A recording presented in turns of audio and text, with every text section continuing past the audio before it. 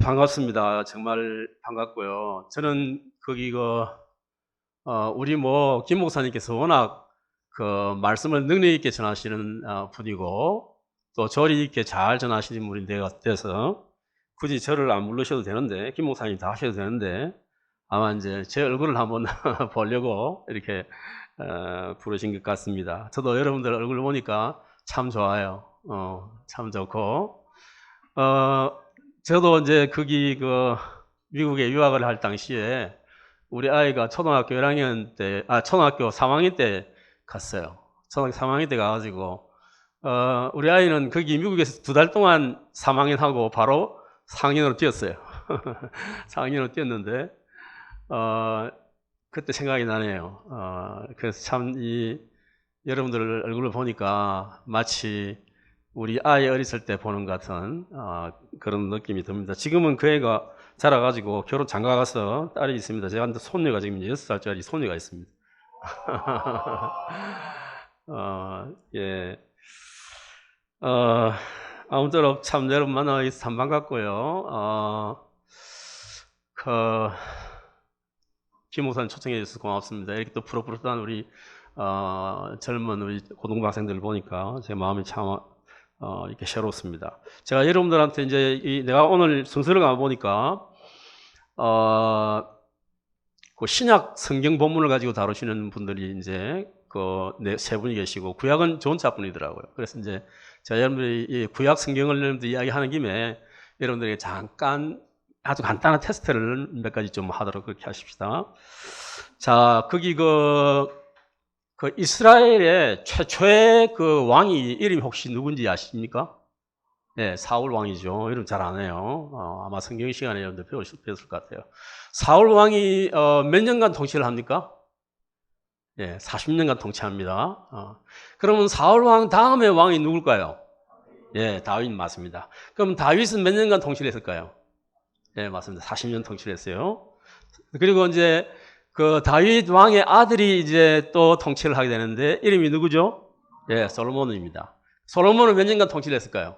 예, 40년간 통치를 했습니다. 그래서 이 세 왕의 통치하는 기간 동안 120년 동안이 이제 통일 왕국 시대다 이렇게 얘기를 해요. 이스라엘에 있어서 통일 왕국 시대다 이렇게 얘기를 하는데 이 기간이 120년간 기간입니다. 자, 그러면 제가 또 한 가지 질문을 드리겠습니다. 사울이 왕이 되었을 때 다윗이라는 사람이 이 세상에 태어났을까요? 태어나지 않았을까요? 안 태어났다. 손 들어보세요. 안 태어났다. 몇 명 있고요. 태어났다. 한 손 들어보세요. 또 막 거의 비슷한데 좀 태어났다가 좀 많네요. 연대를 따지면 사울이라는 분이 왕이 되었을 때는 BC 1040년경입니다. BC 1040년경. 그리고 이 다윗이 태어난 해가 BC 1030년입니다. 그러면 사울이 1040년에 왕이 되고 다윗이 1040년에 왕이 되고 다윗이 1030년에 BC 1030년에 태어났으면 사울이 몇 년 통치하고 난 이후에 다윗이 태어났습니까? 네, 맞아요. 사울이 10년 통치하고 난 이후에 다윗이 이 땅에 태어납니다, 여러분. 그리고 다윗이 너무 하나님 말씀을 순종하지 아니하고 자기 마음대로 막 제사도 드리고 막 이렇게 자기 마음대로 하니까 하나님께서 안 되겠다. 다른 사람에게 기름을 부어서 왕을 세워야 되겠다 하고 왕을 부었을 때 다윗의 나이가 몇 살쯤 됐을까요? 네. 15살 때입니다. 15살 때. 다윗의 나이가 15살 때입니다. 그러면 다윗의 나이가 15살이었으니까 사울이 통치한 지 몇 년 만에 있을까요? 그렇죠. 25년이죠. 그러니까 사울이 통치하고 10년 뒤에 다윗이 태어나고 15살이 되었을 때 기름 부음 받았으니까 사울이 통치하고 난 이후에 25년이 지나고 난 다음에 이 다윗이 왕으로 기름 부음을 받아요. 사무엘 선지자한테. 자, 그러면 이렇게 다윗이 기름 부음 받았으면 바로 왕이 됐을까요? 그렇지 않아요. 왕이 안 됐습니다. 왕이 안 되고요. 그 사이에 이제 하도 하나님 말씀을 순종하고 이러니까 하나님께서 사울을 떠났어요. 이 사울이 잠을 제대로 못 자요. 막 이렇게 악신에 들려가지고 막 그냥 헛소리하고 뭐. 여러분 영어로는 이제 스키조프레니아라는 말이 스키조프레니아. 이제 정신분열증인데 요즘에는 조현증이라고 그렇게 부르죠. 스키조프레니아한 그런 현상이 이제 이 그 사울 왕이 이제 생겼어요. 그러니까 잠을 못 자고 그러니까 사람이 영 막 피폐해지지 않습니까? 그래서 신하들이 베들레헴에 이 수금을 잘 타는 사람이 있다는데, 소년이 있다는데, 그 소년을 좀 부르다가 수금을 좀 타게 하자 해가지고 부른 사람이 누군가 하니까 다윗을 불렀단 말이야, 다윗을. 그래서 그 사이에 다윗이 가가지고 수금을 타고 이러니까 막 이 악한 영으로 괴로워하는 사울이 이 악한 영이 떠나고, 아주 편안한 마음을 가지고 잠을 잘 수 있는 그런 이게 생겼다 말이에요. 근데 그때 사울이 다윗을 봤어요. 사울이. 그런데 기름 부음을 받고 난 이후에 여러분 다윗이 골리앗을 죽인 것은 한 몇 년 만에 골리앗을 죽이게 될까요? 5년 뒤. 5년 뒤에 골리앗을 죽입니다. 그러면 다윗의 나이가 몇 살일까요? 20살입니다. 20살. 그리고 그때 당시에 사울이 이스라엘을 통치한 지는 몇 년쯤 됐을까요? 그렇죠. 30년 되겠죠. 여기 이제 여러분들이 이제 뭐 다 알지만은 답을 안 한 것 같은데 그런 게 그 정도는 돌아가 줘야 되죠, 그죠? 머리가 그 정도는 돌아가 줘야 됩니다. 어쨌든 간에 하여튼 그렇게 이제 사울이 통치한 지 30년 만에 자 다윗이 골리앗을 이제 죽이게 되는데 사실은 다윗이 골리앗을 죽이기 위해서 온 거 아닙니다. 자기 형들은 그때 당시에는 여러분 전쟁을 할 때 자기 집에서 이 군수 물자를 조달을 했어요. 군수 물자를 조달해 가지고 자기 집에서 이렇게 음식도 먹고 이렇게 옷도 갑옷 같은 것도 군복도 집에서 가져오고 뭐 이래 가지고 전투를 하는 거예요. 쉽게 말해 가지고 뭐 국고에서 지출하기가 너무 힘이 드니까. 그래가지고 이제 전투를 하는데 자기 형들이 이제 블레셋하고 싸울 때 전장터에 나갔단 말이에요. 그래서 아버지가 이스라엘 분이 다윗이 아버지인데 자기 아버지가 형들이 전장터에 있으니까 형들에게 먹을 걸 갖다 줘라. 그래서 이 다윗이 형들에게 먹을 걸 갖다 주러 갔는데 거기에 이 골리앗이라는 사람이 거기 있어요. 골리앗이라는 사람. 여러분 골리앗 키가 지금 현재로 따지면 한 얼마 정도 됐겠습니까, 여러분? 293cm 정도 됩니다. 2m 93cm다 이 말이에요. 이 골리앗의 키가. 이 골리앗이 걸친 여러분 갑옷의 무게가 63kg입니다. 배틀째 있지 않습니까? 이거 하나만 해도 이 골리앗의 무기 이것만 해도 6.3kg예요. 6.5kg 정도 되는. 그러니까 뭐 너무너무 막 큰 덩치에다가 따로 이 창을 들어주는 사람이 따로 옆에 따라 다닐 정도니까 대단한 사람, 키에 눌려가지고 이스라엘 사람들이 감히 골리앗과 대적할 만한 사람이 나타나지 않는 거예요. 그러면서 이 골리앗이 다윗이 섬기고 다윗이 정말 좋아하는 여호와는 나의 목자시니 내게 부족함이 없으리로다. 그가 나를 푸른 풀밭에 누이시며 쉴만한 물가로 인도하시는다. 이렇게 다윗이 찬양을 한 그 하나님이 계신데 이 하나님은 막 모욕하는 거예요. 이 하나님의 군대를. 그래서 다윗이 이 분을 내는 마음이 생겼어요. 여호와 하나님을 향한 열심히 정말 대단한 사람이었기 때문에 이 다윗이라는 사람이 막 속에서 막 분이 일어나는 거예요. 이 나쁜 놈이 말이야. 키가 커봐야 어차피 지도 죽을 거고 나도 죽을 건데 이게 말이야 그 살아계신 하나님을 욕을 해. 다윗이 의로운 분노가 막 일어나기 시작했어요. 이 젊은 사람한테. 여러분 이 다윗 대단한 사람이에요. 뒤에 여러분 읽어보면 더 대단해요. 그래가지고 나이 20살 된 이 다윗을 갖다가 사울이 불러요. 이렇게 불러. 골리앗과 내가 싸우겠다니까. 그러니까 사울이 불러가지고 자기가 입던 갑옷을 갖다가 입혀봅니다. 그리고 칼도 주보고 너무 크거든 이게. 그러니까 그거 다 던져버리고 뭐 합니까? 조약돌 5개 딱 준비해가지고 간단히 말해요. 근데 이 다윗이 사울에게 얘기를 할 때 사울 왕한테 얘기를 할 때 어떻게 얘기하잖아요? 내가 들에서 양을 칠 때 사자가 오거나 곰이 오면, 곰이 와서 양의 새끼를 물러가려고 할 때 내가 손으로 사자의 입을 찢습니다. 내가. 여러분, 이게 이 구약 성경 읽으면 이번에 이제 제가 지난주까지 이 기말고사를 끝내고 이번 주까지 페이퍼를 받으면 이제 학기가 끝나거든요. 몰랐지롱. 여러분들은 좀 더 해야 돼. 근데 나는 이제 끝납니다. 원래는 저도 이제 이 다음 주까지 해야 끝나는데 인트로덕션 하고 난 다음에 바로 그 학기부터 그 주부터 바로 그냥 수업을 시작해 버렸어요. 내가 그래가지고 다른 사람들 교수님들을 위해서 내가 일주일 먼저 이제 끝냈는데 근데 어쨌든 그때 이제 하자마자 지난주부터 내가 이제 구약 성경을 읽기 시작했어요. 특별히 이제 왕정 시대 솔로몬 왕부터 시작해가지고 쭉 구약 성경을 지금 읽기 시작하고 있는데 지난주부터 여러분 이 사울 왕부터 시작해가지고 말라기까지 이스라엘의 왕정 시대를 위해서 기록한 책들이 한 얼마 정도 성경 전체 분량이 얼마 정도 된다고 생각하십니까, 여러분? 전체에서. 근데 우리 의외로요. 우리 교회에서 아니면 뭐 우리 말씀교회는 다르겠습니다만은 일반적인 교회에서요. 이스라엘의 왕정 시대에 대해서 별로 많이 안 들어줘요. 이 왕정 시대를 공부하면요. 국가가 어떻게 외교를 해야 되고 왕이 어떻게 처신을 해야 되는지 이런 것들이 잘 나타나 있습니다. 그 가운데 하나님의 이 선지자를 보내가 주신 말씀 같은 것도 굉장히 세계 들을 만한 말씀이 굉장히 많아요. 제가 딱 계산을 해보니까요. 전체 성경의 5분의 3을 차지하고 있어요. 그러니까 특별히 여러분 다윗 시대 때는 뭐가 많습니까? 시편이 많죠. 시편이. 솔로몬 시대는 뭐가 있어요? 성문서 중에서 욥기를 제외하고 잠언, 전도, 아가스가 다 이 왕정 시대 때 쓰여진 거예요. 이게. 그리고 이스라엘 열왕기 시대 때 특별히 그 북왕국 여로보암 이제부터 호세아까지 그리고 이제 남왕국 아하스부터 히스기야부터 시작해서 말하기 뭡니까 시드기야까지 전체를 다 합하면요 연세가 다 이 왕정 시대에 포함되는 거예요. 그러니까 전체 성경의 5분의 3이 이스라엘 왕정 시대의 기간에 쓰여진 것이 성경 전체 5분의 3을 차지하고 있습니다. 반 이상을 차지하고 있단 말이에요. 이게.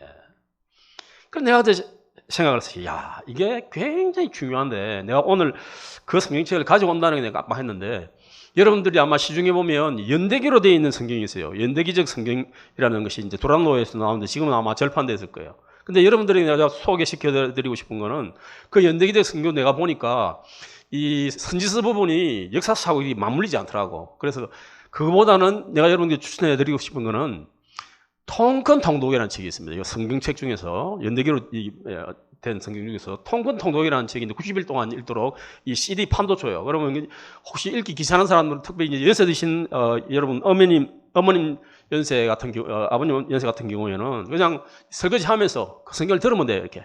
그러면 그게 연대기 순으로 쫙 이렇게 펼쳐져 있습니다. 그러면 이스라엘 역사 가운데 하나님께서 선지자를 보내가지고 어떤 말씀을 하시는가를 쫙 이렇게 이제 살펴볼 수가 있는 그런 이제 그게 있대요. 다시 돌아와가지고 이 다윗이요 그런 이야기를 하는 거예요. 그러니까 여러분 보세요. 20살 된 그러니까 뭐 15살부터 20살 사이니까 17살이었는지 19이었는지 모르겠지만 곰이 양을 탈취하러 온단 말이에요. 그럼 그 곰하고 싸운다고. 이게 19살짜리 청년이 아니면 20살짜리 청년이 얼마나 대단합니까, 여러분? 어른들도 무서워가지고 곰하고 못 싸워요. 사자가 새끼 양을 여러분 빼앗으러 왔는데 사자의 입에 들어간 새끼 양을 꺼내기 위해서 사자의 입을 찢어버린다니까, 이 다윗이. 대단한 사람이에요, 이 다윗이. 그야말로 태어날 때부터 싸움꾼이야. 그런데 굉장히 이 다윗은 여린 마음을 가지고 있어요. 굉장히 감성이 풍부한 사람이면서 동시에 의를 보면 하나님을 모욕하는 일에 대해서는 참을 수 없는 그런 의분을 가진 사람이 이 다윗이라는 사람이었어요.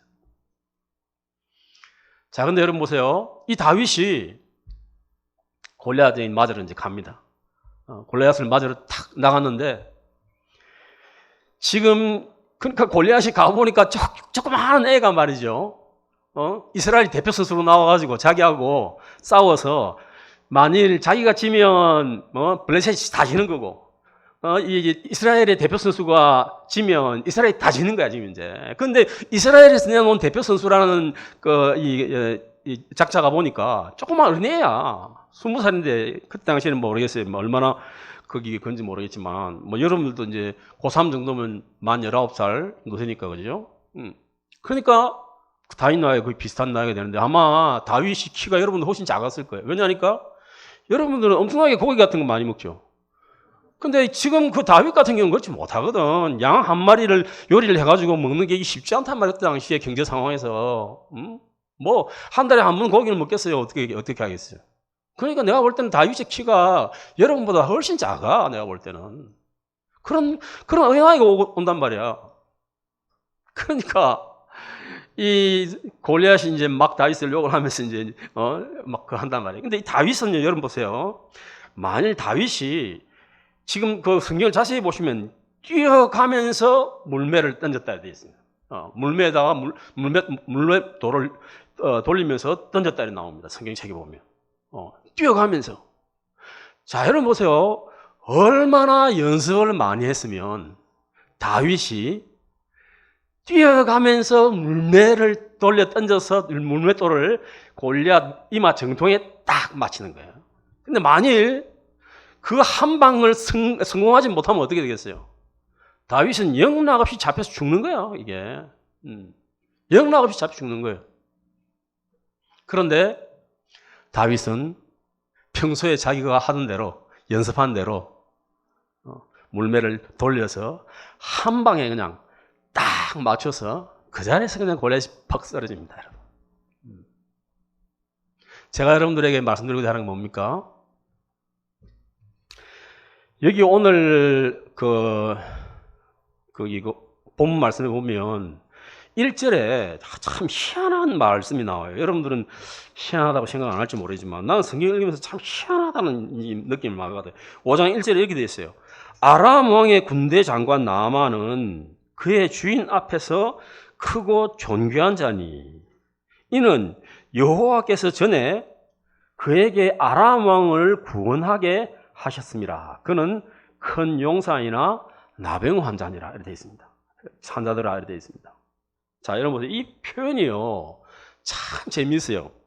이게요 이 아람이라는 사람이 있었는데 아람의 군대 장관 나만이라는 사람이 있었는데 이 나만이라는 사람이 전에 전쟁을 해가지고 아람이라는 나라를 구원했다는 거예요. 이 나라를.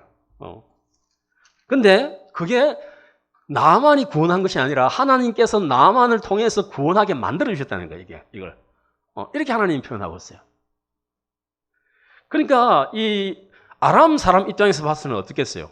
하나님을 잘 모르는 사람들이니까 나만 같은 경우도 이 사건을 경험하고 난 이후야 이 세계에 하나님밖에 없는 줄 내가 알았다라고 고백할 정도니까 이 나만 같은 경우에는 사실 뭐 자기가 이긴 것이 자기 힘으로 이긴 줄 알지 하나님이 그 전쟁을 이기게 해서 아람이란 나라를 자기 손으로 구원하게 한 줄을 이 나만이 어떻게 알았겠어요?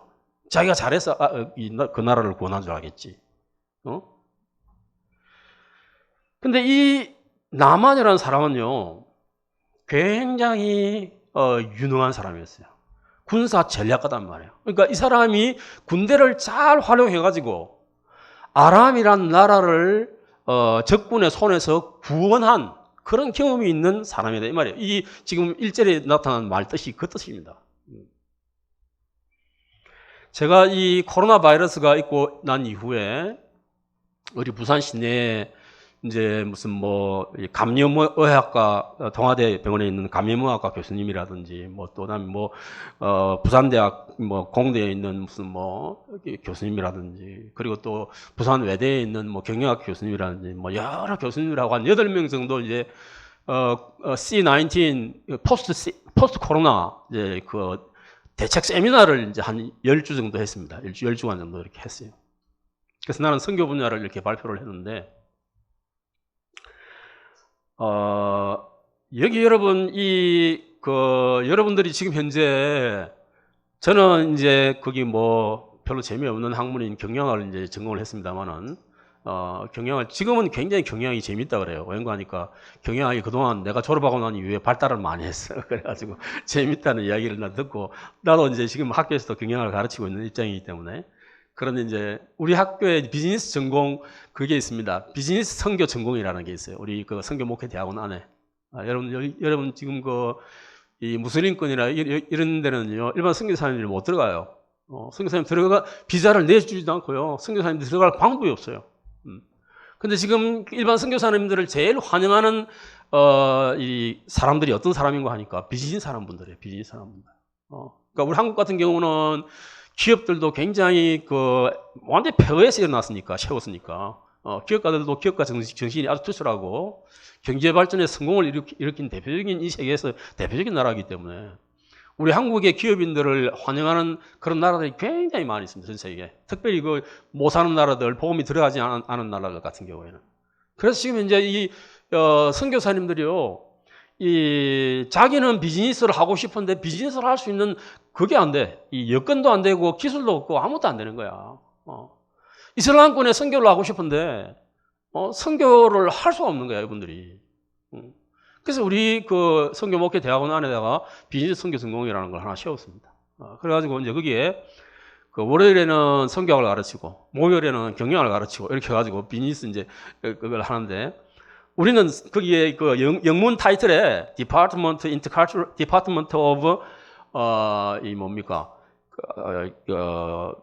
비즈니스 이렇게 돼 있어요. Department of Business. 그러니까 그렇게 해가지고요. 절대로 선교라는 말 자체가 졸업 증명서에는 들어가지 않도록 이렇게 만들어 놓습니다. 그래가지고 이 선교학 과목도 이제 선교학 전공과 같이 하면서 다른 이제 비즈니스 과목과 같이 병행하도록 이렇게 해가지고 이제 전공을 해서 만드는데 모든 과목을 다 이제 비즈니스 쪽으로 다 맞춰가지고 이렇게 이제 과목을 개설해서 이제 그걸 합니다. 그래서 그걸 졸업하면 Master of Business Administration, MBA 학위를 줘요. 우리가 2년 동안 이제 수료하면. 그럼 그 MBA 학위를 가지고 이제 뭘 하냐면 이제 선교지에 가가지고 창업 활동을 하는 거죠. 창업을 하는 거죠. 그러니까 MBA 학위가 있으면 이 선교지에서 그런 사람들을 굉장히 환영해요. 이 사람은 MBA 학위를 가지고 비즈니스 경험이 있는 사람이구나 하는 것을 입증이 되는 것이기 때문에 실제로 창업을 할 때는요, 창업 현장에 가서 이제 창업하는 것도 컨설턴트도 해보고, 컨설팅도 해보고, 같이 언어도 해보고, 창업 아이템에 관해서 같이 이야기도 해보고 이런 걸 막 해요. 우리 전공에서 데리고 다니면서 이제 그런 걸 하는데 어쨌든 내가 여러분들에게 이야기하고 싶은 건 뭔가 하니까 이 나만이라는 사람은요, 군사라는 자기 전공에 있어서 최고의 전문가였어요. 전문가. 여러분 보세요. 여러분 중에서 뭡니까? 내가 아까 포스트 코로나 그 얘기를 했죠. 그래서 내가 그때 발표를 어떻게 했냐면 이런 발표를 하나 했습니다. 앞으로 교회는 목회자와 전문가들이 협력해서 교회를 세워나가는 작업을 해야 한다. 내가 그 얘기를 했습니다. 자, 여러분 보세요. 여러분들은 이제 조금 이런 부분은 조금 이해를 할 수 있어야 된다고 생각하기 때문에 하나 얘기를 하는데, 아마 예수님을 처음 발견하고 이렇게 여러분들이 이제 할 경우에는, 나 같은 경우는 대학 다닐 때 이제 예수님을 만났기 때문에, 물론 내가 모태신앙이긴 해요. 근데 모태신앙의 별명이 뭔지 아닙니까, 여러분? 이것도 못해, 저것도 못해, 아무것도 못해, 모태신앙이. 뜨뜻미지근한 거야, 이게. 나도 교회는 계속 다녔어요. 내가 식사할 때마다 기도 안 한 적이 없어요. 그런데 내가 살아계신 예수님을 만나지 못한 거야. 대학 4학년 때까지. 근데 내가 언제 예수님을 만났느냐? 대학 4학년 여름방학 때 예수님을 만났어요. 4학년 여름방학 때. 4학년 여름방학 때 예수님을 만났습니다. 여러분, 이 세상에 제일 불쌍한 사람이 누군지 알아요? 교회 다니는데 예수를 모르는 사람이에요. 제일 불쌍한 사람이에요. 아예 그냥 덥든지 차든지 해야 되는데 교회를 나오긴 나오는데 예수님이 어떤 분인지 몰라. 내가 그렇게 24년 동안 지냈다니까. 대학 4학년 때까지. 제가 그 친구가 한번, 이거는 내가 진짜 일반 집회에서 내가 이런 이야기 하겠는데 처음인데, 내가 술 얘기를 좀 하더라도 여러분들 이해를 하세요. 왜냐하면 내가 이제 옛날에 대학 다닐 때 살기도 괴롭군 죽으면 좋으리 444문지 내가 살았단 말이에요. 내가 이게 이제 지옥의 주소가 살기도 괴롭군 죽으면 좋으리 444번지가 지옥 주소예요, 이기가. 왜 내가 살기도 괴롭군 이겠어요? 다른 사람들은 다 나보고 그냥 부럽다고 막 그러는데, 서울대학교 경영학과 다녔으니까 다 부럽다고 난리 치는데 왜 내가 괴로웠겠어요? 여러분, 제가 1979년도 우리 동기들은 다 이제 78년에 이제 그 대학 들어갔습니다. 저는 이제 대학 다니다가 다시 이제 반수를 해가지고 이제 서울대학교 이제 들어갔는데,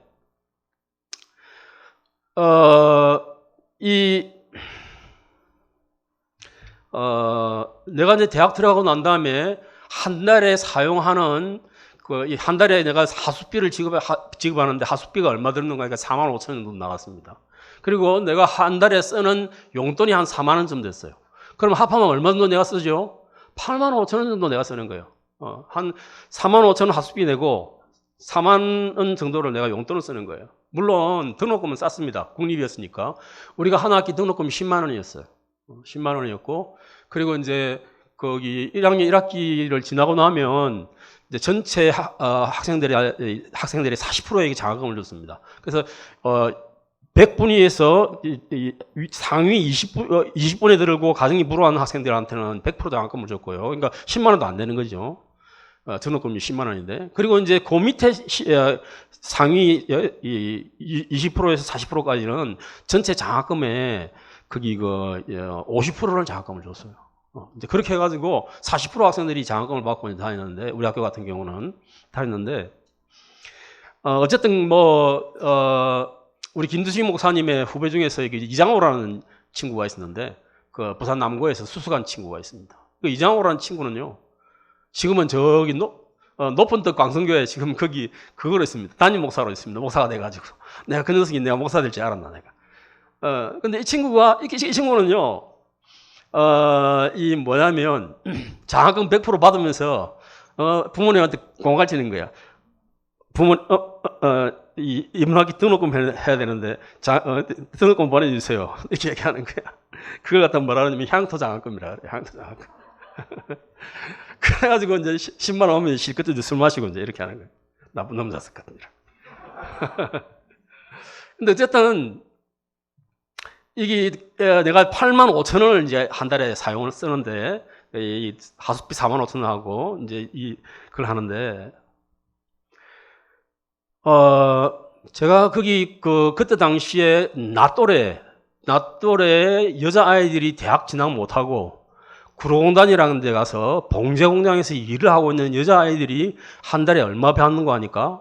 아침 8시 출근해서 밤 10시까지 일을 하고 한 달에 받는 월급이, 그죠? 얼마인 거 하니까 10만 원 받았습니다. 10만 원.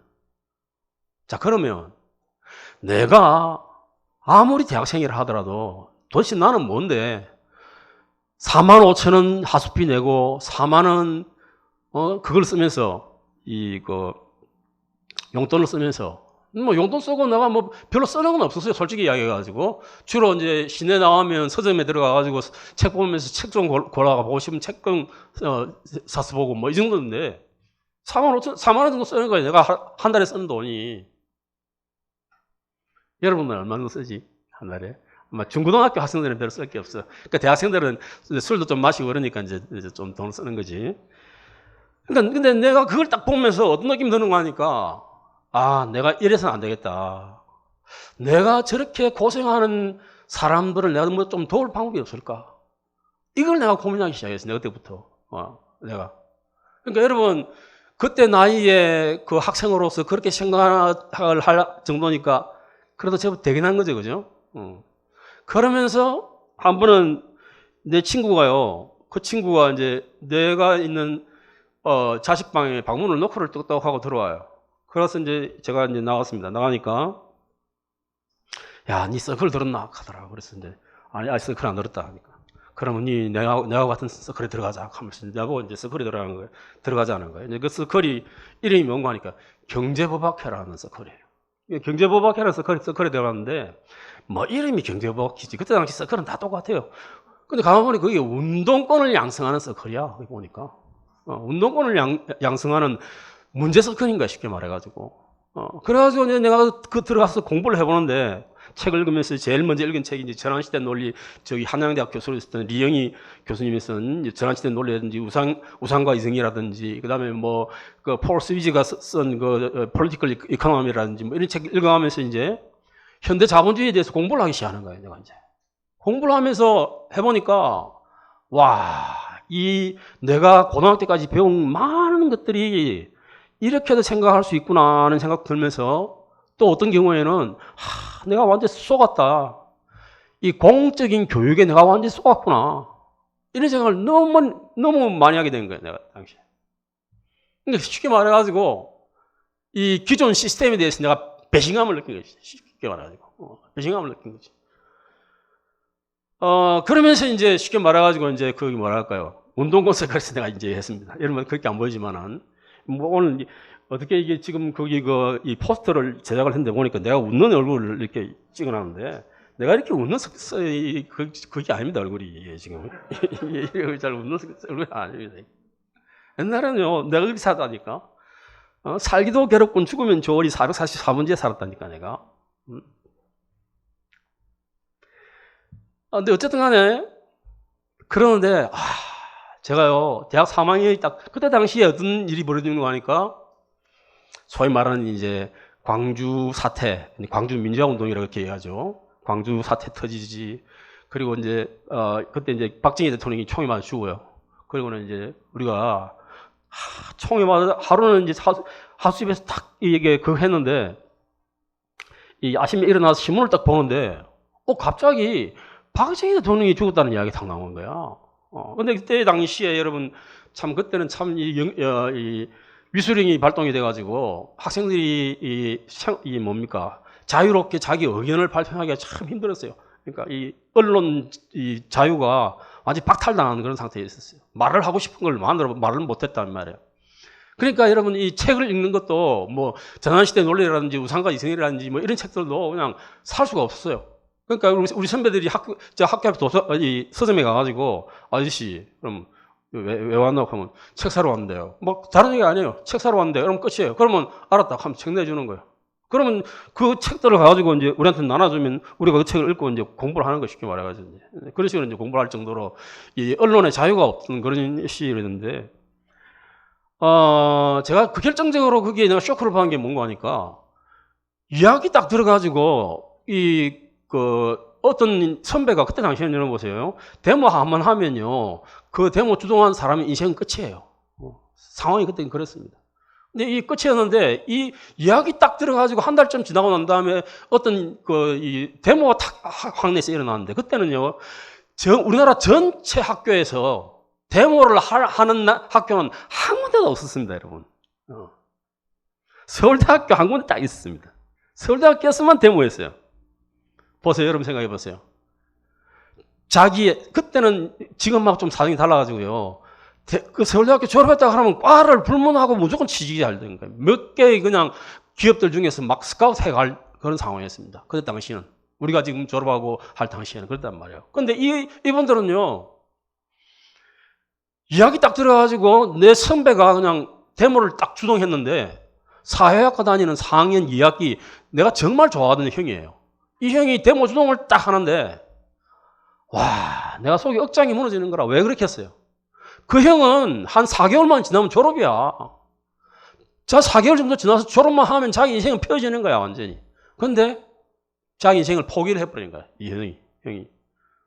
왜 포기를 하느냐? 나는 내 인생을 가난한 자를 위해서 내 인생을 투자를 하겠다, 이게 쉽게 말해가지고.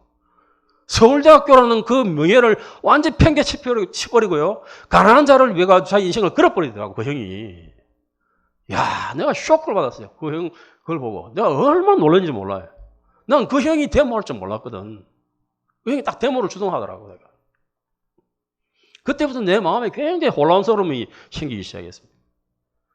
그래서 제가 이제 참 괴롭게 이렇게 지내다가, 근데 참 여러분 이게 사람이 아마 어제 여러분들이 우리 거기 박 목사님으로부터 아마 막시즘에 관해서 좀 이야기를 들었겠습니다만 저도 뭐 막시즘에 대해서 굉장히 공부를 많이 했습니다. 많이 했는데 들었겠습니다만은 여러분 이 막스라는 사람은요 여러분들이 뭐 잘 알겠지만은, 어제 강의를 들어서 잘 알겠지만, 이 마르크스라는 사람은 그 데모크리투스의 그 철학을 전공을 해가지고 박사학위를 받습니다. 이 독일에서. 데모크리투스 같은 경우는 이제 역사의 변동을 굉장히 강조하는 철학자죠. 근데 이 사람이 대학 다닐 때부터 반동이야.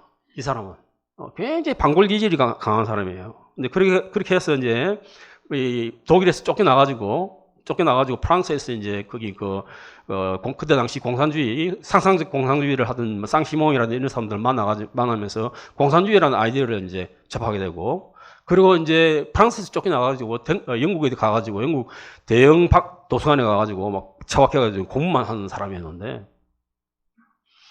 이 칼 막스가 여러분 대형 도서관에서 공부를 할 당시에 여러분들은 상상을 할 수 없는 그런 상황이 영국에서 벌어집니다. 그게 어떤 상황인지 압니까?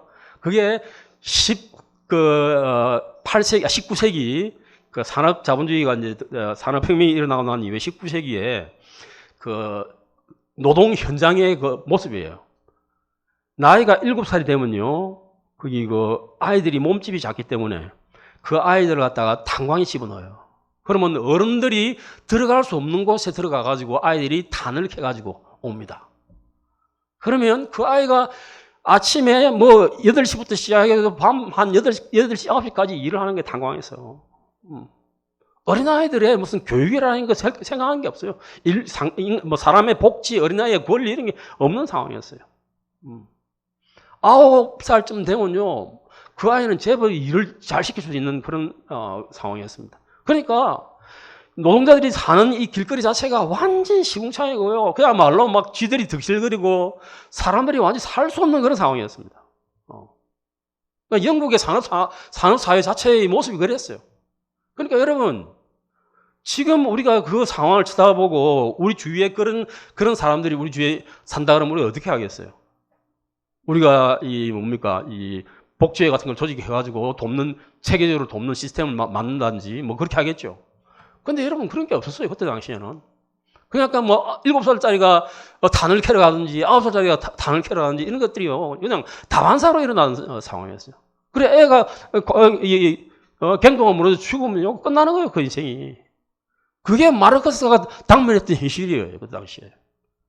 그래서 이 마르크스는 늘 뭐냐니까 현실에 대한 불만이 가득 찼던 사람이었습니다. 현실에 대한 불만이 가득 찼던 사람이었어요.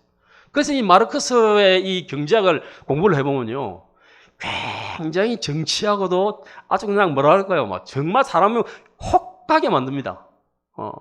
마르크스의 여러분 책 이름이 다스 카피탈이라는 책인데, 자본이라는 뜻이에요. 자본. 이 자본이라는 책인데요, 이 자본이라는 책이 처음에 어떻게 시작하냐면요, 이 상품을 분석해요.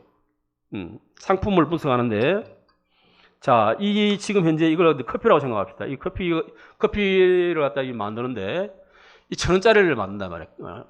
그러면 재료 같은 걸 다 제외하고 이 커피를 1,000원으로 만드는 근본적인 요소가 뭐냐라고 계산을 해보니까, 커피의 원료가 100원이고 나머지 900원 사람들의 노동에 의해서 만들어진 거다. 이런 것을 이 마르크스가 발견하게 되는 거예요. 이걸 갖다가. 그런데 이 900에 대해서, 그러면 900에 대해서 이 900을 만들었으면 이 900에 대한 노동에 대한 대가를 갖다가 적어도 한 600 정도나 700 정도는 노동자에게 줘야 되는데, 그걸 안 주고 한 200 정도 주고 나머지는 기업에서 다 가져가는 거예요. 자본가가 다 가져가는 거예요. 그러니까 여러분, 이제 사실 이게 엄밀하게 말하면요, 내가 지금 볼 때는 마르크스 분석이 틀렸어요. 그렇지 않아요. 여러분 보세요. 커피를 제조하기 위해서는 뭐가 필요합니까? 커피 원산지에서 커피를 수송하는 물류 비용이 들어가겠죠. 원재료 들어가겠죠. 그 다음에 가공 비용 들어가겠죠. 이걸 하려면 어떻게 해야 돼요? 커피를 볶아야 됩니다. 그 볶는 데 들어가는 비용 들어가야 되죠. 또 커피를 볶는 기계를 사용하면 이 기계가 그 가치가 계속 유지되는 게 아니에요. 매 달마다 아니면 매년마다 감가상각을 해줘야 돼요. 그러니까 이런 걸 다 계산한다 보면 원재료가 100이 들어가고 나머지 한 3, 400 정도는 아마 간접 비용 정도가 들어간단 말이에요. 그러면 그 나머지 400이나 500 정도가 얼마는 노동자의 몫이고 얼마는 자본가의 몫이 되고 뭐 이래 되는 건데, 마르크스는 어떻게 분석하는 거 하니까 100이 그 원재료비면 나머지 900은 노동자에게 돌아갈 몫인데, 이 노동자에게 돌아갈 몫을 노동자에게 안 주고 한 200 정도, 300 정도 노동자에게 주고 나머지는 자본가가 다 가져간다 이 말이에요. 그렇게 분석하는 거예요. 그게 마르크스의 상품 분석이라는 거예요. 이게. 거기서 뭐가 나오느냐?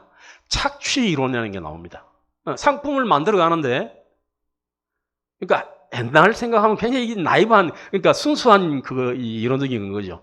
상품을 경제를 분석하면서 상품 분석부터 시작하는데, 상품 분석을 해보니까 실제로 노동자에게 갈 부분이 노동자에게 안 들어가고 자본가가 가지고 하더라 이거지. 그게 착취 이론이 쉽게 말해가지고. 근데 이 마르크스가 분석한 이 여러분 보세요.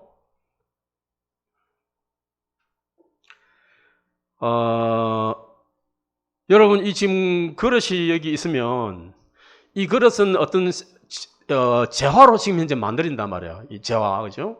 그럼 이 재화를 만들려 그러면 재화를 만들기 위한 생산 요소가 투입돼야 됩니다. 두 가지 생산 요소가 투입되는데, 하나는 자본이라는 생산 요소가 투입돼야 되고요, 하나는 노동이라는 생산 요소가 투입돼요. 이게 만들어야 됩니다. 그런데 단순히 이게 만들어지는 게 아니고 이 컵이 좋네. 이 사기도 있고 밑에 이 고무도 있고 막 이렇게 있네 이게. 이걸 만들려 그러면요, 그대로 만들어지는 게 아니에요.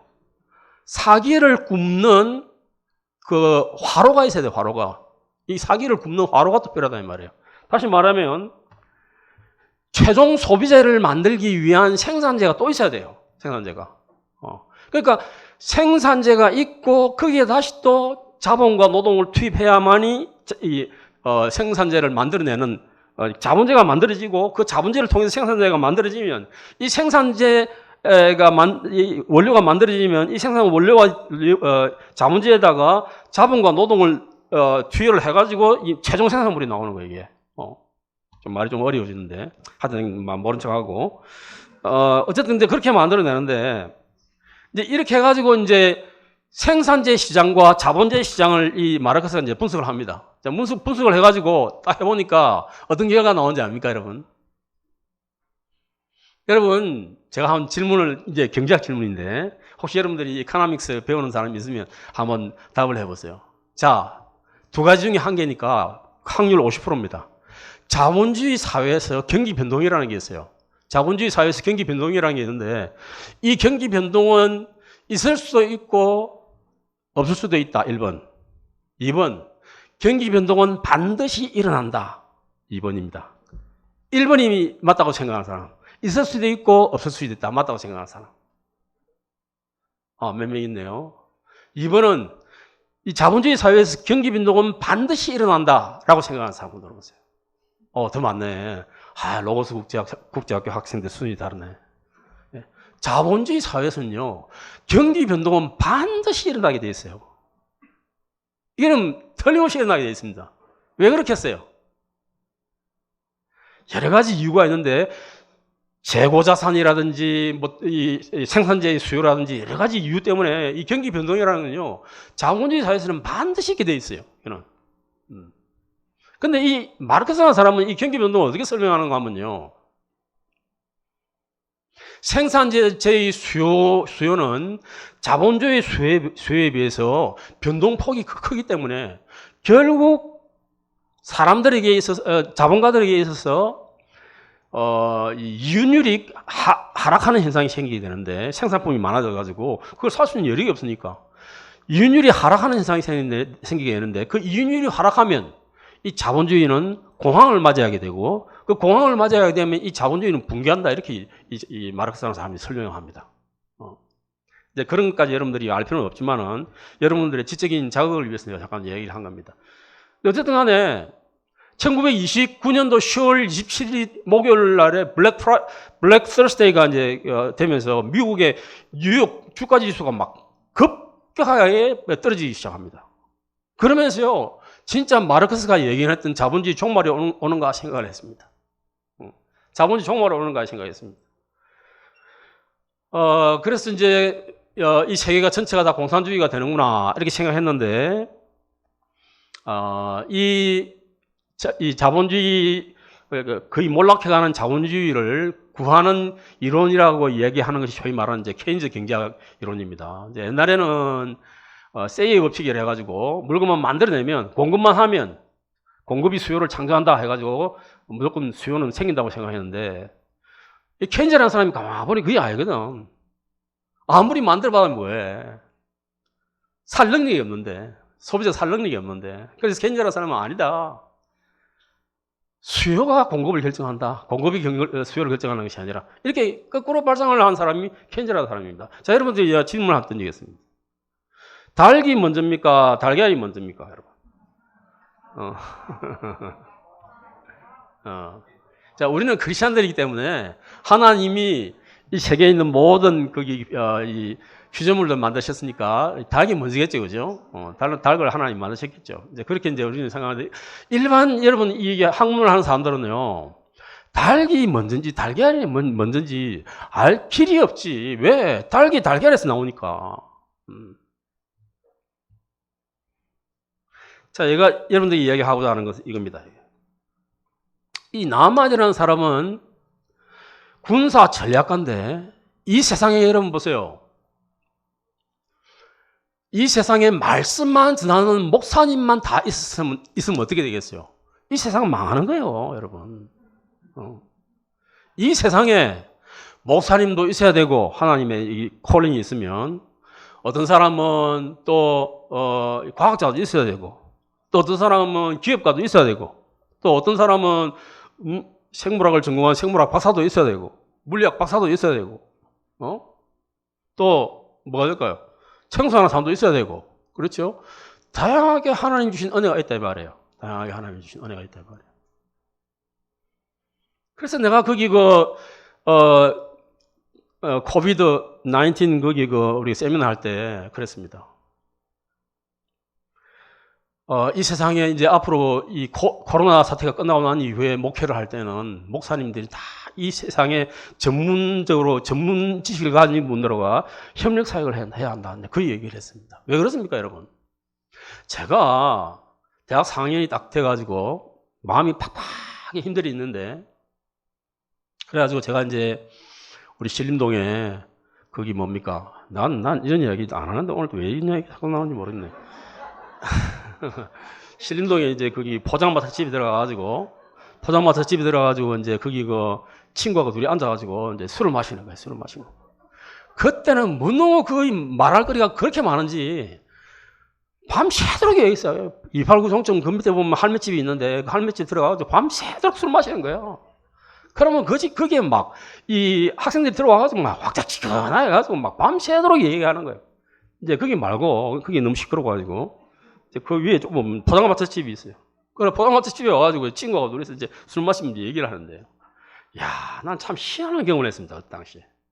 그때 제 기억으로는 한 12시 반, 밤 12시 반쯤 됐는데, 한 친구가 성경책을 딱 끼고 말이죠. 우리 술 마시는 그 안으로 들어온 거야, 이 친구가. 그 친구는 저기 우리 부산에 대동고등학교 출신입니다. 대동고등학교 출신인데, 이 친구도 지금 목사가 되어 있습니다. 아마 금요 새벽기도를 마치고 온 것 같아. 내가 지금 생각해 보면. 그래, 들어온 거야. 그래가지고, 그런데 우리가, 니 어떻게 왔노? 그러니까. 제가 지금도 목소리 좋지 않습니까? 그렇죠? 그때 당시도 목소리 지금보다 훨씬 좋았던 것 같아요. 내가 소리가 막 얘기를 하는데, 내 소리가 아마 거기 포장마차 집에 밖으로 들린 것 같아. 근데 이 친구가 교회 갔다 오면서 내 소리가 들리니까 포장마차 집 안에 들어온 거야, 이 친구가. 그래가지고 내가 그 친구가 이제 누그러미 쳐다보더라고. 보세요. 술 열심히 마시고 얘기를 하고 있는데 불쌍한 듯이 누그러미 쳐다보면 술맛이 싹 떨어지겠죠, 그죠? 그 친구가 그렇게 앉아있는데 이제 가는 거야, 이제. 얼마나 시간이 지나도 기억이 안 나지만은 또 한 번 이제 다른 친구하고 내가 이제 앉아가지고 또 그 집에 가서 술을 또 마시는데, 미안합니다. 이 술 이야기를 오늘 왜 이렇게 많이 하지 말라. 이제 술을 마시는데, 이상하게 그 친구가 또 들어왔어요, 또. 또 들어왔어요. 그럼 넌 놀래가지고, 아니, 이 친구가 웬일로 또 들어왔나 해가지고, 우리가 앉았는 게, 너도 앉아라 해가지고 같이 이제 앉아가지고 얘기를 하는데, 이 친구 또 물뚱금 쳐다보는 거야. 한참 우리가 마실 때 같이 이제 이렇게 쳐다보다가 이제 헤어지는데, 이 친구가 딱 한마디 하는 거예요. 딱 한마디 했어요. 그야말로 내가 내 생에 잊혀지지 않는 한마디 딱 했습니다. 경규야, 우리 교회가 너를 위해서 기도했다. 여러분 보세요. 여러분들 중에서 부모님인 엄마나 아빠나 아니면 여러분 형제 중에서 아니면 친구 중에서 예수님을 믿지 않고 방황하는 사람들 있습니까? 교회 얘기를 하세요. 교회. 그래서 교회 공동체가 함께 기도하시란 말이에요. 역사하는 힘이 커요. 의인들이 기도하는 것은 역사하는 힘이 크단 말이에요. 내가 그때요, 술이 확 깨버렸어요, 내가. 그렇지 않겠어요? 어? 아니, 나는 그때요, 내가 이야기했죠. 이것도 못해, 저것도 못해, 아무것도 못해 신앙이었는데, 대학 4학년 때까지 식사를 할 때 내가 2번 기도할 적은 있어도, 기도를 빼먹은 적은 없어요, 내가. 교회 다니는 것도 내 지보다 훨씬 오래 다녔어요, 내가, 지보다. 그 친구는 대학 2학년 때 예수 믿었고, 나는 어머니 뱃속에 없어서 예수 믿는 사람이야. 근데 예수님이 어떤 분인지 몰랐어요. 부활이라는 게 도대체 뭔지 몰란 거야, 내가.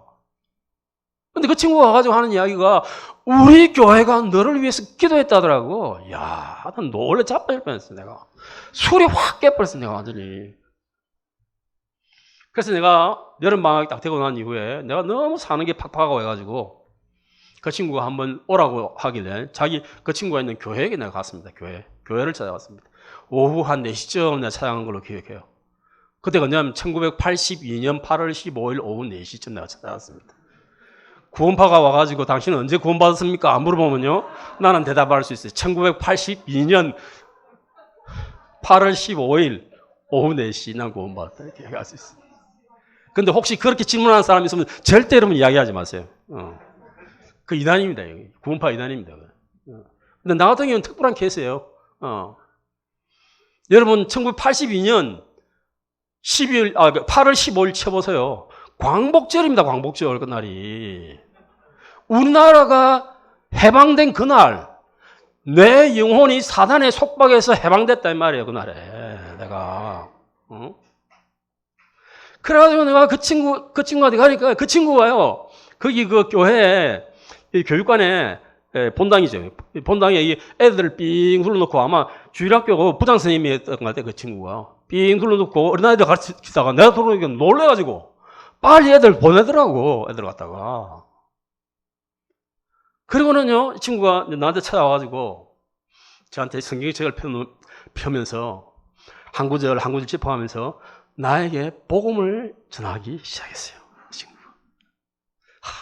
보세요. 24년 동안 교회를 다닌 사람한테 예수 믿은 지 2년 반밖에 안 된 친구가 찾아와가지고 나한테 복음을 전하더라니까. 그런데 저는 그때 예수님이 나를 위해 나의 죄를 용서하기 위해 십자가에 못 박혀 돌아가시고 나를 살리시기 위해서 부활하셨다는 이야기를 내가 처음 들었어요. 처음. 내가 이게 말이 되는 이야기입니까, 여러분? 24년 동안 내가 교회 들어가서 설교를 얼마나 많이 들었는데 내가 그때 당시 세문안교회 다녔다고. 광화문에 있는 세문안교회. 세문안교회하고 또 부산에서도 교회를 다녔는데 내가 교회에서 설교 딱 들으면서 들은 거 기억나는 거 딱 한 가지입니다. 한 가지. 여러분 여기 있어요. 크리스마스가 되면 엑스마스라 쓰죠. 이 X가 아니고 헬라어 카이다. 그러니까 엑스마스라 읽으면 안 된다. 크리스마스라 읽어야 된다. 이거 한마디 딱 기억납니다. 여러분. 내가 들은 설교 중에서.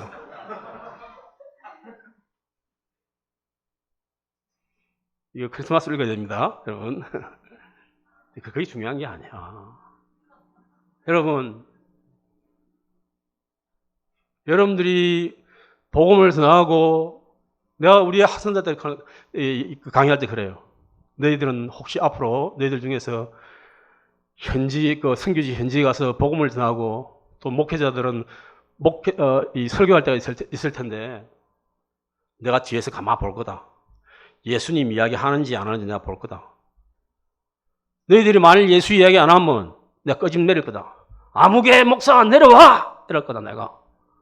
왜 너희들이 강단에 서서 하나님 말씀을 전하면서 예수님 얘기를 왜 안 하냐, 예수님 얘기를. 하나님의 아들로서 말씀이 육신이 되어 우리 가운데 오셔서 우리를 살리기 위해서 인간의 몸을 입고 이 땅에 오신 예수님, 그 예수님이 우리 죄를 용서하시기 위해서 십자가에 당신이 죄를 다 짊어지고 십자가에 죽으셨단 말이에요. 십자가에. 얼마나 놀라운 사건입니까? 자다가 벌떡벌떡 일어나서 감사해야 할 이 사건이란 말이에요, 이게. 그걸 갖다가 내가 25년 동안 교회 다니는데도 못 들었어요. 못 들었단 말이에요. 내가 대학 4년 동안 세문안교회 다녔는데 세문안교회에서 그 얘기를 내가 못 들었어요. 그 당시에. 박정희 대통령, 전두환 대통령, 전두환 대통령 안 갑니다, 나는. 전두환 씨 까는 이야기만 들었지. 내가 강단에서,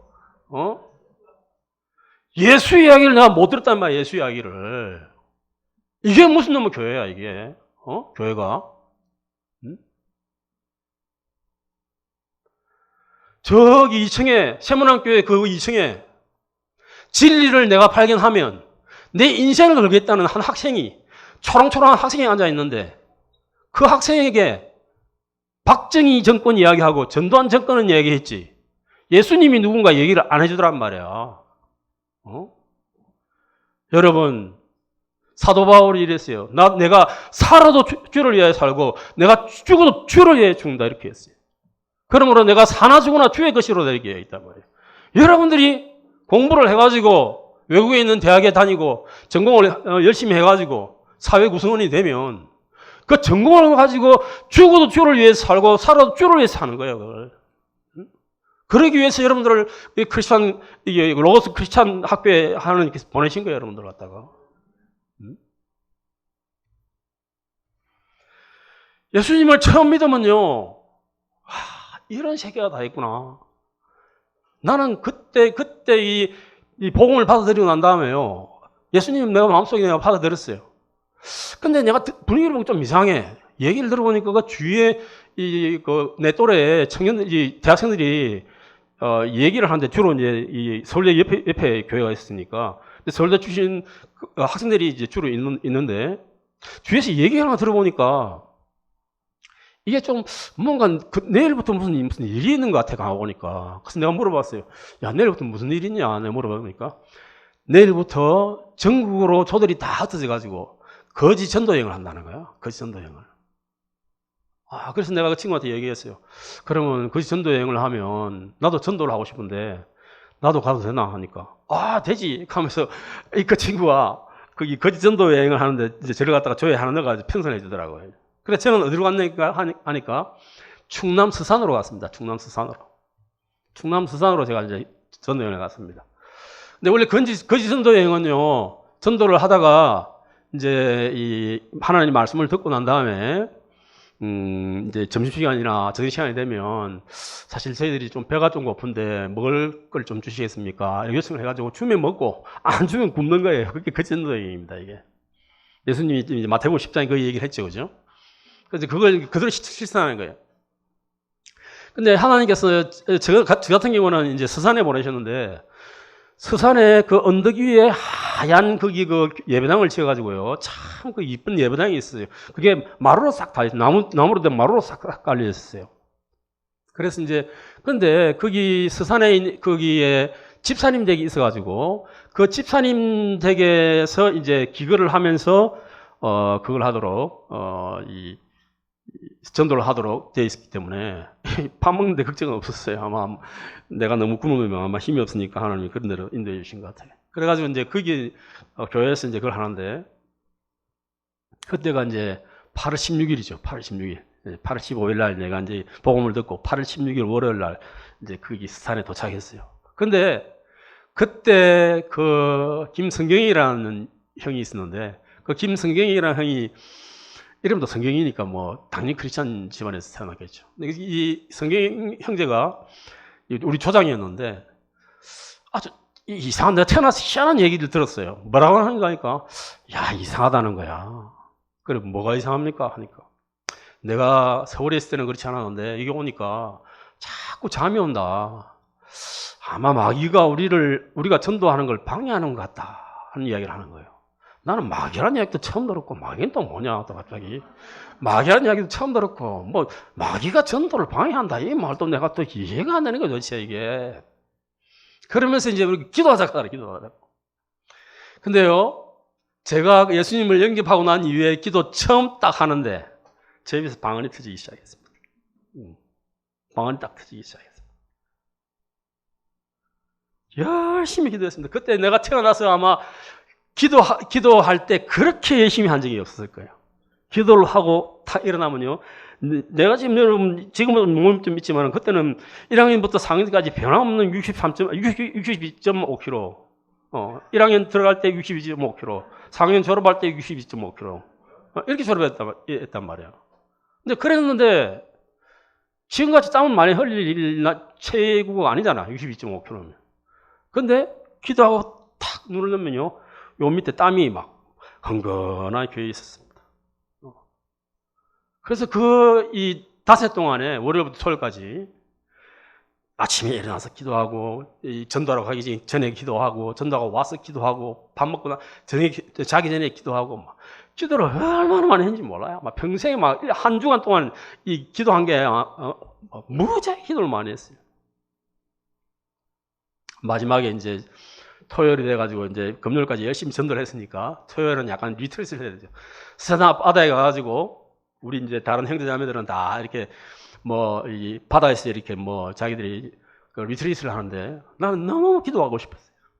서산 앞바다 자갈 마당이 거기에 아주 몽돌 마당이 아주 쫙 잘 돼 있어요. 거기 가운데 앉아가지고 쫙 기도를 하는데 쫙 멀리서 십자가 형태가 다 있으면서 하나님의 사랑이 내 가슴 속으로 축축축축축 들어오면서 내 가슴에 팍 들어오기 시작하더라고요. 그리고 난 이후에요, 내가 한 5시간 동안 서산에서 옛날 같은 여러분 뭐 차들이 느리지 않았습니까? 5시간 서산에서 차를 타고 서울에 올 때까지 성령 하나님께서 나에게 막 역사를 하시는데 막 내 몸이 불덩이같이 뜨거워져 버렸어요. 내 태어나서 그런 건 처음 그거 했습니다. 그리고 난 이후에요, 내가 바라보는 모든 세상이 싹 다 바뀌어버렸습니다. 부정적으로 바라보는 모든 것이 다 사라져버렸어요. 내가 정하고 싫어하던 모든 것이 다 그냥 해결이 돼버렸어요. 내가 고민하는 모든 문제가 다 해결이 돼버렸어요. 근심과 걱정, 고민과 방황이 끝나버렸어요. 예수 그리스도 안에서 끝나버린 거예요. 모든 이 세상적인 이 어려움과 방황이라는 것이 끝나버린 거예요. 더 이상 방황은 없는 거예요. 더 이상 방황. 하나님의 성령께서 충만히 임하니까 그런 역사가 나에게 일어나는 거예요. 자, 그래서 여러분, 저는 이런 세계를 처음 알았어요. 영적인 세계를. 그래서 내가 전공을 하는 것과 이 영적인 세계는 별개라고 생각했어요. 근데 내가 이렇게 뭡니까? 생활을 하고 공부를 하고 해보니까, 하나님께서 경영학을 공부하고 경제학을 공부하고 사회학을 공부하고 이러는 것들이 다 필요에 의해서 이 학문을 만들었구나 하는 생각이 나게 들기 시작했습니다. 그래서 나는 학교 다닐 때요, 경영학뿐만 아니라 경제학과 사회학을 열심히 공부를 했습니다. 제가 열심히 공부를 했어요. 왜? 언젠가는 이게 쓸 때가 있겠다 싶어가지고 내가 신용화 교수님, 여러분 보세요, 서울대에서 신용화 교수님 강의 타고납니다. 사회발전론, 사회사상사, 한국 사회론, 뭐 이런 사회철학, 차인석 교수 사회철학, 내가 사회학 관련 이 과목들을 너무 재밌게 들었어요. 근데 이것들이 굉장히 큰 도움이 됐어요. 제가 여러분에게 말하는 게, 여러분 보세요. 이번에 코로나 사태가 일어났습니다. 코로나 사태가 일어났는데 의사보다 아니면 대통령보다 더 큰 역할을 할 수 있는 사람이 있습니다. 누구겠습니까, 여러분? 코로나 백신을 개발하는 생물학자라니까? 코로나를 치료할 수 있는 치료제를 개발하는 생명과학자가 의사나 대통령보다 훨씬 뛰어나다니까? 그렇잖아요. 이 세계적인 팬데믹을 해결할 사람이 누굽니까, 여러분? 하나님이 그 사람을 통해가지고 코로나 백신을 개발하고 코로나 치료를 개발하는 사람이죠. 그렇잖아요.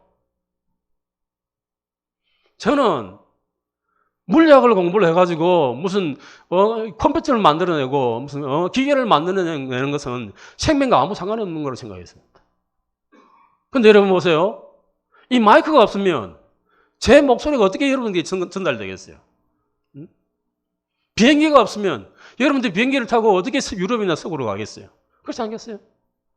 그러니까 하나님이 이 세상의 모든 전공을 다 허락하셔가지고 그걸 통해서 하나님이 일을 하시기 위해서 하나님께서 이 전공을 허락하신 거라 이 말이에요. 내가 가만히 생각해 보니까 이 일반 은총과 특별 은총이 별개로 분리된 게 아니더라고요. 겹치더라고요, 이렇게. 그런데 시간이 좀 더 지나 보니까 이런 생각이 드는 거예요. 하나님 은혜가 너무 감사하니까.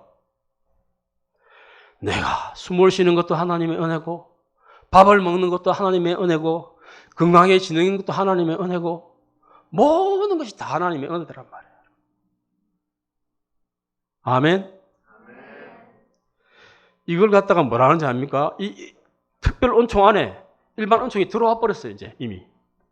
이걸 뭐라고 하는 건가 하니까 일반 은총의 특별 은총화다 이렇게 얘기합니다. 신학적으로 얘기해서. 자, 다시 한번 따라해 봅시다. 일반 은총의 특별 은총화. 여러분들이 의사가 되든 약사가 되든 공학자가 되든 과학자가 되든 변호사가 되든 간에 그 모든 것이 하나님의 특별 은총이다 이 말이에요, 여러분. 말씀을 전하는 목사님만 특별 은총을 받은 사람이 아니야. 가정에서 아이를 기르는 것도 하나님의 특별한 은혜고, 밥을 지어서 서로 밥을 나누어 먹는 것도 하나님의 은혜고, 작은 것으로 서로 이웃과 나누는 것도 하나님의 은혜고, 모든 것이 다 하나님의 은혜란 말이에요. 그래서 여러분들이 여러분 전공에 힘을 쏟아서 진력을 다해서 공부를 할 필요성이 있는 거예요, 여러분들이. 응? 여러분들 가운데 혹시 수학을 싫어하는 사람이 있는지 모르겠지만 나는 참 수학을 참 좋아해요. 머리가 아프면 수학 문제 풀면 아주 머리가 개운해집니다. 그렇다고 나를 싫어하면 안 돼. 그런 사람도 있다고 이 세상에.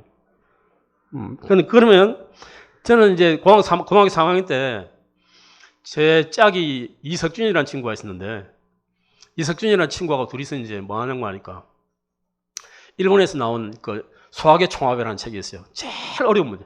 그러니까 그때 당시에 그 본고사 시험을 칠 때 제일 어려운 수학 문제가 수학의 총합이라는 책이었어요. 그러면 그 이석준이라는 친구하고 둘이서 이제 그 친구는 이제 서울대 경제학과에 들어가는데 앉아가지고 둘이 문제를 푸는 거예요. 한 5문제 뽑아가지고 누가 문제 푸나 이제 시합을 하는 거예요. 그 친구도 정말 수학 도사였습니다. 수학 정말 잘하는 친구였어요. 그래도 하면 이제 어떤 건 내가 이기고 어떤 건 지가 이기고 이렇게 이제 하는 거예요. 그 친구는 서울대 경제학과 들어가가지고 이 고등학교 때 너무 막 시달려 놓으니까 띵가띵가 놀았어요. 그래가지고 대학 3학년쯤 되니까 어떤 일이 생기기 시작합니까, 여러분? 졸업에 대한 걱정이 생기기 시작하죠. 자기 친구들은 다 뭐 행정고시 시켜가지고 무슨 공무원 다 들어갈 준비 다 됐는데 지는 혼자 띵가띵가 놀다가 이게 이제 졸업할 때가 돼가니까 이제 걱정이 되거든. 그래서 대학 4학년 때부터 이제 행정고시 시험을 준비를 했어요, 이 친구가. 그래가지고 이제 치니까 1년 만에 되나 떨어져가지고 저기 서울대 대학원 못 가니까 왜냐니까 서울대 대학원 들어가면 그 전공을 해야 되니까 저 중앙대학원에 들어가더라고. 경제학과 대학원에 들어가더라고. 들어가가지고 이제 거기서 이제 열심히 해가지고 뭐 하는 거니까 이제 중앙대 대학원 1학년 때인가 이제 5급 행정고시 패스해가지고 이제 경제기관에 들어갔어요, 그 친구는. 그래가지고 우리 그 박근혜 대통령 당시에 국무조정실장 장관급이죠. 그걸 하고 이제 은퇴가 지금 이제 백수로 놀고 있습니다. 그런데 제가 말하려고 하는 핵심이 뭐냐? 여러분들이 어렵다고 생각하는 부분 있죠? 삼각함수가 내가 부족하다. 그러면 한 일주일 정도 시간을 내가지고 삼각함수만 집중적으로 공부를 하라고. 약한 부분만. 그거 땜방식 공부예요. 그 땜방식 자기가 연약한 부분을 약한 부분을 집중적으로 공부하는 거예요. 미적분은 일주일까지 안 됩니다. 미적분은 한 달 정도 잡아야 됩니다. 세상에서 제일 재밌는 게 미적분이죠. 미적분만큼 이 아름다운 학문이 없어요. 정말 재밌습니다, 미적분은. 그죠? 아마 여러분들은 안 배울 거야. 미국 대학 고등학생들은 안 배우더라고. 제가 말하려고 핵심은 그겁니다. 여러분 보세요. 하나님께서는 교회를 통해서만 일을 하시는 하나님 아니란 말이에요. 이 나만에게 이야기하신 바와 같이 하나님께서는 세상을 통해서도 일을 하신다는 거예요. 세상에 직접 일을 하시기도 한다는 말이죠. 나만을 통해서 아람의 나라를 하나님이 구하셨다 이 말이에요. 하나님께서. 나중에 여러분 이 유다 백성들이 바벨론이라는 나라에 끌려가게 되는데 고레스라는, 이 영어로는 키로스라고 그러죠. 이 고레스라는 왕이 하나님의 감동을 입어가지고 유다 백성들을 다 본국으로 돌려보냅니다. 그래서 하나님이 나의 종 고레스 이렇게 표현을 합니다. 이 성경에 보면. 여러분 보세요. 하나님의 말씀을 전하는 목사님만 하나님 종이 아니라 이 말이에요. 하나님이 심지어 이 세상의 리더십을 통해서 이 세상의 역사를 이루어 가시기도 한다 이 말이에요. 하나님께서. 하나님은 역사의 주인이십니다. 그래서 존 스타트 목사님은 이렇게 이야기합니다. 하나님은 종교의 하나님이시면서 동시에 자연의 하나님이시다. 이렇게 이야기했어요. 하나님은 신앙의 하나님이면서 동시에 이 세상을 주관하시는 하나님이다. 내 말이죠. 이 세상 만물을 주관하시는 하나님이다. 내 말이죠. 하나님은 우리 신앙 안에서만 있는 하나님이 아니라 하나님은 이 자연 세계도 다스리시는 모든 자연 세계에 하나님 속에 처해 있다 이 말이죠. 그래서 여러분 잘 아는 갈릴레오는 이런 이야기를 했어요. 하나님이 우리에게 두 개의 성경을 주셨다. 두 개의 성경. 하나는 성경책이고요. 하나님의 말씀인 성경, 이 말씀을 주셨고 또 하나는 자연이라는 말씀을 주셨다. 자연이라는 말씀. 근데 그때 당시에 이제 이 성직자들이 너무 과학에 대해서 무지하니까 갈릴레이를 갖다가 정죄하고 그런 일이 있었죠. 한 10년 전에 돌아가신 랄프 윈터 박사님이라고, 여러분 윌리엄 캐리 유니버시티 그거 설립하신 분이 랄프 윈터 박사님입니다. 제가 이제 한 4, 5년 전에 윌리엄 캐리 유니버시티를 제가 방문한 적이 있는데 그 윌리엄 캐리 유니버시티를 설립한 랄프 윈터 박사님은요. 자기가 풀러 신학교 교수였는데 풀러 신학교에서 학생들을 가르치면서 고민이 생긴 거예요.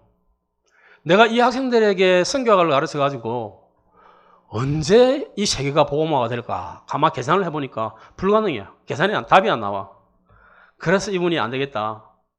내가 나가서 대학을 하나 세우자. 그래가지고 풀러 신학교 맞은편에다가 윌리엄 캐리 유니버시티를 하나 세웁니다. 이분이. 지금 거기에 뭐 PhD 과정까지 다 주는 이제 학교가 되고 세계 선교의 중심지가 되다시피 그렇게 했는데 지금 또 윈터 박사님 돌아가시고 나니 좀 많이 약해지긴 했어요. 랄프 윈터 박사님이 마지막으로 우리 한국을 방문했을 때요, 이 박사님이 이런 이야기를 했어요. 하나님께서 우리에게 과학이라는 놀라운 도구를 주셨는데 우리 그리스도인들은 이 과학에 대해서 너무 무지하다. 그러면서 이분이 이런 이야기를 했습니다. 목사님들, 목회자들은 너무 과학을 무시하는 경향이 있고 일반 성도들은 너무 과학만 배워가지고 성경을 무시하는 경향이 있다는 거야. 이 두 가지가 조화를 이루어야 되는데 여러분들이 전공해서 과학이라든지 사회학이라든지 경제학이라든지 경영학이라든지 열심히 공부를 해야 돼요. 그러나 여러분 그 속에 들어가 있는 진화론적 사고방식, 하나님을 대적하는 요소들을 여러분들 제거할 필요성이 있습니다. 여러분. 그래서 여러분들에게 전공에 있어서 최고의 그 실력자가 되어야 할 뿐만 아니라 하나님의 말씀을 깊이 있게 공부하고 연구하고 묵상하는 사람이 돼야 되는 거예요. 이 두 가지를 같이 해야 돼. 이 존 스타트 목사님은 또 이렇게 이야기합니다. 하나님은 교회의 하나님이었어요. 동시에 세상의 하나님이시다. 이렇게 이야기했습니다. 하나님은 여러분 교회를 통해서, 목사님을 통해서 하나님의 말씀을 증거하시죠. 근데 여러분 하나님께서는 교회를 통해서만 일을 할 뿐만 아니라 하나님께 이 세상에 여러 지도자를 채워가지고 세상에서 직접 일을 하기도 하신단 말이에요. 물론 그 사람들이 예수를 안 믿으면 전도의 대상이긴 하지만 그런 사람들을 통해서도 하나님이 일을 하신다 이 말이에요. 하나님께서.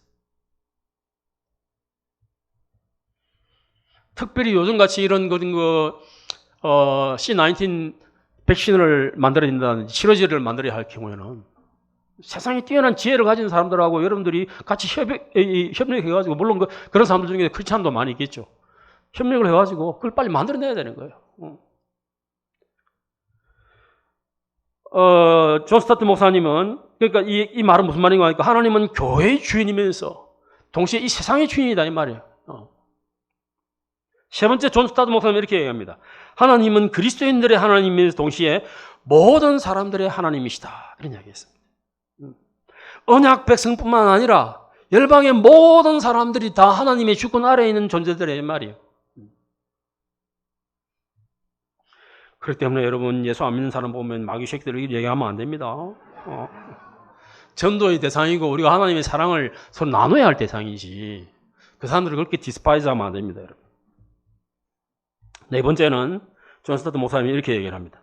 하나님은 칭의의 하나님이시며 동시에 정의의 하나님이시다, 이렇게 얘기합니다. 우리가 예수 그리스도를 믿음으로써 어떻게 됩니까? 언약 백성이 되는 거예요. 믿음으로 우리를 의롭다 여겨줍니다. 그래서 그걸 갖다가 신학적 용어로는 칭의라 그래, 칭의. 의롭다 칭해 주신다 이 말이에요. 칭의. 따라해서 칭의. 우리가 의로운 사람이 아니잖아요. 완벽하게 여러분 하나님의 율법을 지킬 수 있는 그런 의로운 사람이 어디 있어요? 나도 전혀 그런 사람 아닙니다, 여러분. 여러분 볼 때는 상당히 괜찮아 보이지만 전혀 그렇지 않습니다. 그런데 하나님께서 나를 의롭다고 여기주신단 말이에요. 그게 칭의란 말이에요, 칭의. 의롭지 않은데도 불구하고 너는 예수의 피로 의로운 사람이다라고 인정해 주시는 거예요, 나를 갖다가. 이걸 칭의라 그래요, 칭의. 근데 하나님은 칭의의 하나님이면서 동시에 정의의 하나님이에요. 우리 가운데 정의가 없구나. 이 세상 가운데 정의가 없으면 하나님 그걸 싫어하신단 말이야. 우리가 정의로운 사람이 되기를 원하시고 이 세상이 정의로운 세상이 되기를 원하신다는 말을 하나님께서. 그러니까 정의로운 세상을 만들기 위해서는 우리가 먼저 예수를 믿는 사람들이 정의로운 사람들이 돼야 되는 거예요. 그래야지 여러분들이 세상에서 하나님의 공의를 실현할 수 있는 사람이 되는 거예요.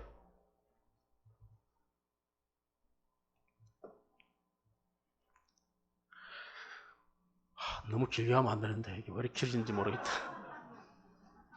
자, 여러분 보세요. 내가 두 번째로 여러분들이 하나 얘기할 거는 거기에 내가 빨리 이제 얘기하겠습니다. 여러분들이 거기에 보면 거기 3절에 보면 이런 이야기가 있습니다. 한 이제 소녀가 있는데 이 아람 사람들이 때를 지어서 이 아람은 오늘날 시리아입니다. 그 시리아 그 다마스커스 있죠. 지금 한참 내전으로 엉망진창이 돼버린 시리아 그 다마스커스로 가는 도중에 사울이라는 청년이 예수님을 만나가지고 아주 훌륭한 사도가 되죠. 바울 사도가 되죠.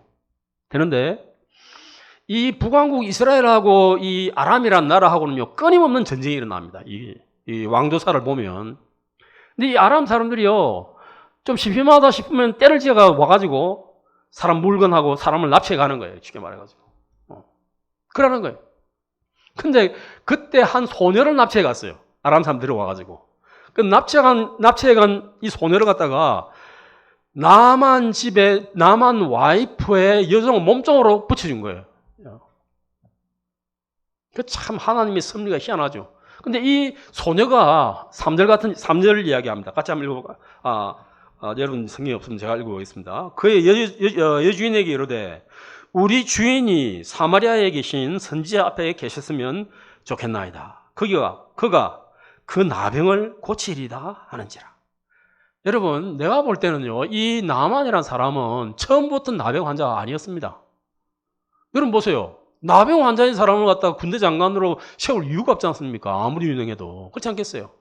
그러니까 분명히 아람 왕이 나만을 군대 장관으로 앉힐 때는 나병 환자가 아니었는데 군대 장관이 되고 난 다음에 이 나병에 걸린 거야. 이 나만의 사람이. 여러분 보세요.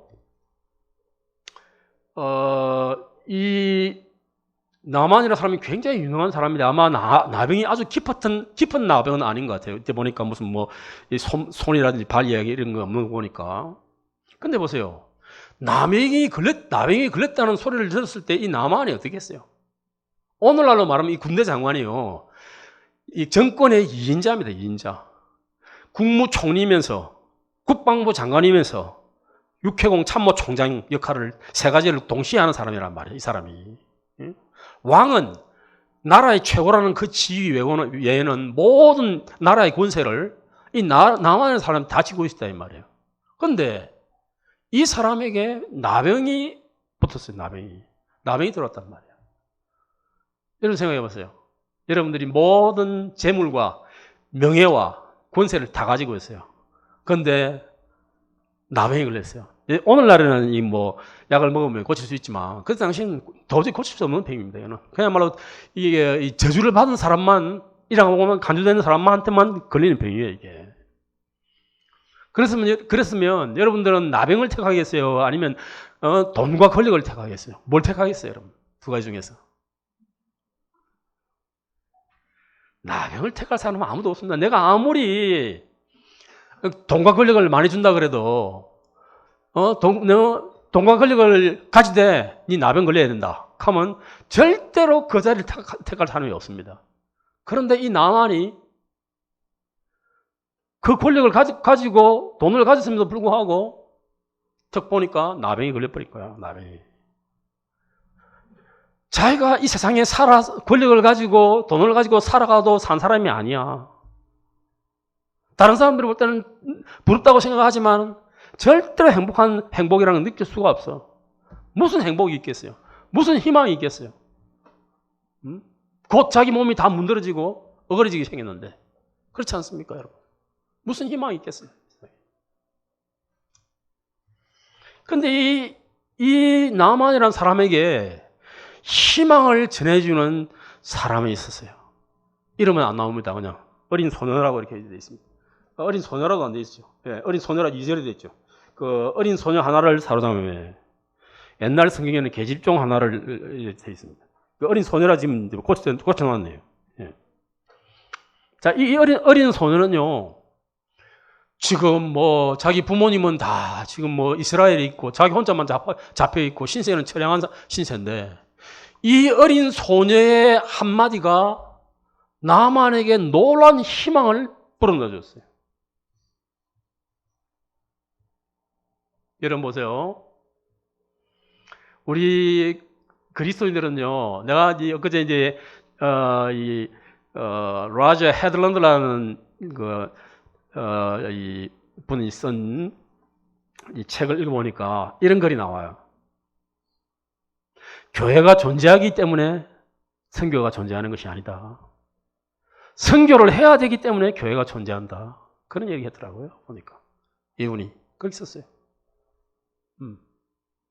교회가 존재하기 때문에 예수님을 선포되는 게 아니다. 예수님을 선포해야 하기 때문에 교회가 존재하는 것이다. 이분이 이렇게 글을 썼어요. 그래. 당연한 이야기죠, 여러분 보세요. 교회는요, 예수 그리스도를 선포하기 위해서 교회를 세우는 거예요. 교회 활동의 일부로서 예수님이 존재하는 게 아니다 이 말이에요. 교회가 존재하는 이유는 교회 전체가 예수 그리스도를 위해서 이 교회 전체가 존재하는 거예요. 누가복음 24장 44절에서 46절에 보면 이런 말이 나와 있습니다. 그리스도가 사흘 만에 고난을 받고 사흘 만에 다시 살아날 것과 또 그의 이름이 예루살렘으로부터 시작하여 모든 족속에게 전파될 것이 기록되어 있으니 너희는 이 모든 일에 증인이라 이렇게 되어 있습니다. 그러니까 구약성 그때 당시에 예수님 당시에는 신약 성경이 없었죠. 구약 성경을 예수님이 두 가지로 딱 요약했습니다. 첫 번째 뭐냐? 그리스도가 고난을 받고 제3일에 다시 살아날 것. 이 간단하게 두 글자로 말하면 뭐죠 이게? 복음. 복음입니다. 복음. 그렇죠, 그죠? 또 하나는 뭐냐? 또 그의 이름으로 죄사함을 얻게 하는 회개가 예루살렘으로부터 시작하여 모든 족속에게 전파될 것. 이게 뭡니까? 두 글자로 얘기하면. 선교. 요 두 개가 뭐냐니까 구약 성경 전체의 주제란 말이에요. 구약 성경 전체. 시간이 조금 지났습니다만은 제가 한 가지만 여러분들 질문을 하겠습니다. 아까 질문한 것처럼 내가 우리 학생들한테 그런 질문을 하는데 성경에 결혼 이야기가 나옵니까? 안 나옵니까? 네, 많이 나옵니다. 장사 이야기도 많이 나옵니다. 사람이 이 땅에 존재하는 한 결혼하고 아이를 놓고 죽고 하는 일은 계속 반복됩니다. 그렇다고 해서 여러분 성경이 결혼과 사람이 죽는 것만 계속 나옵니까? 아니죠.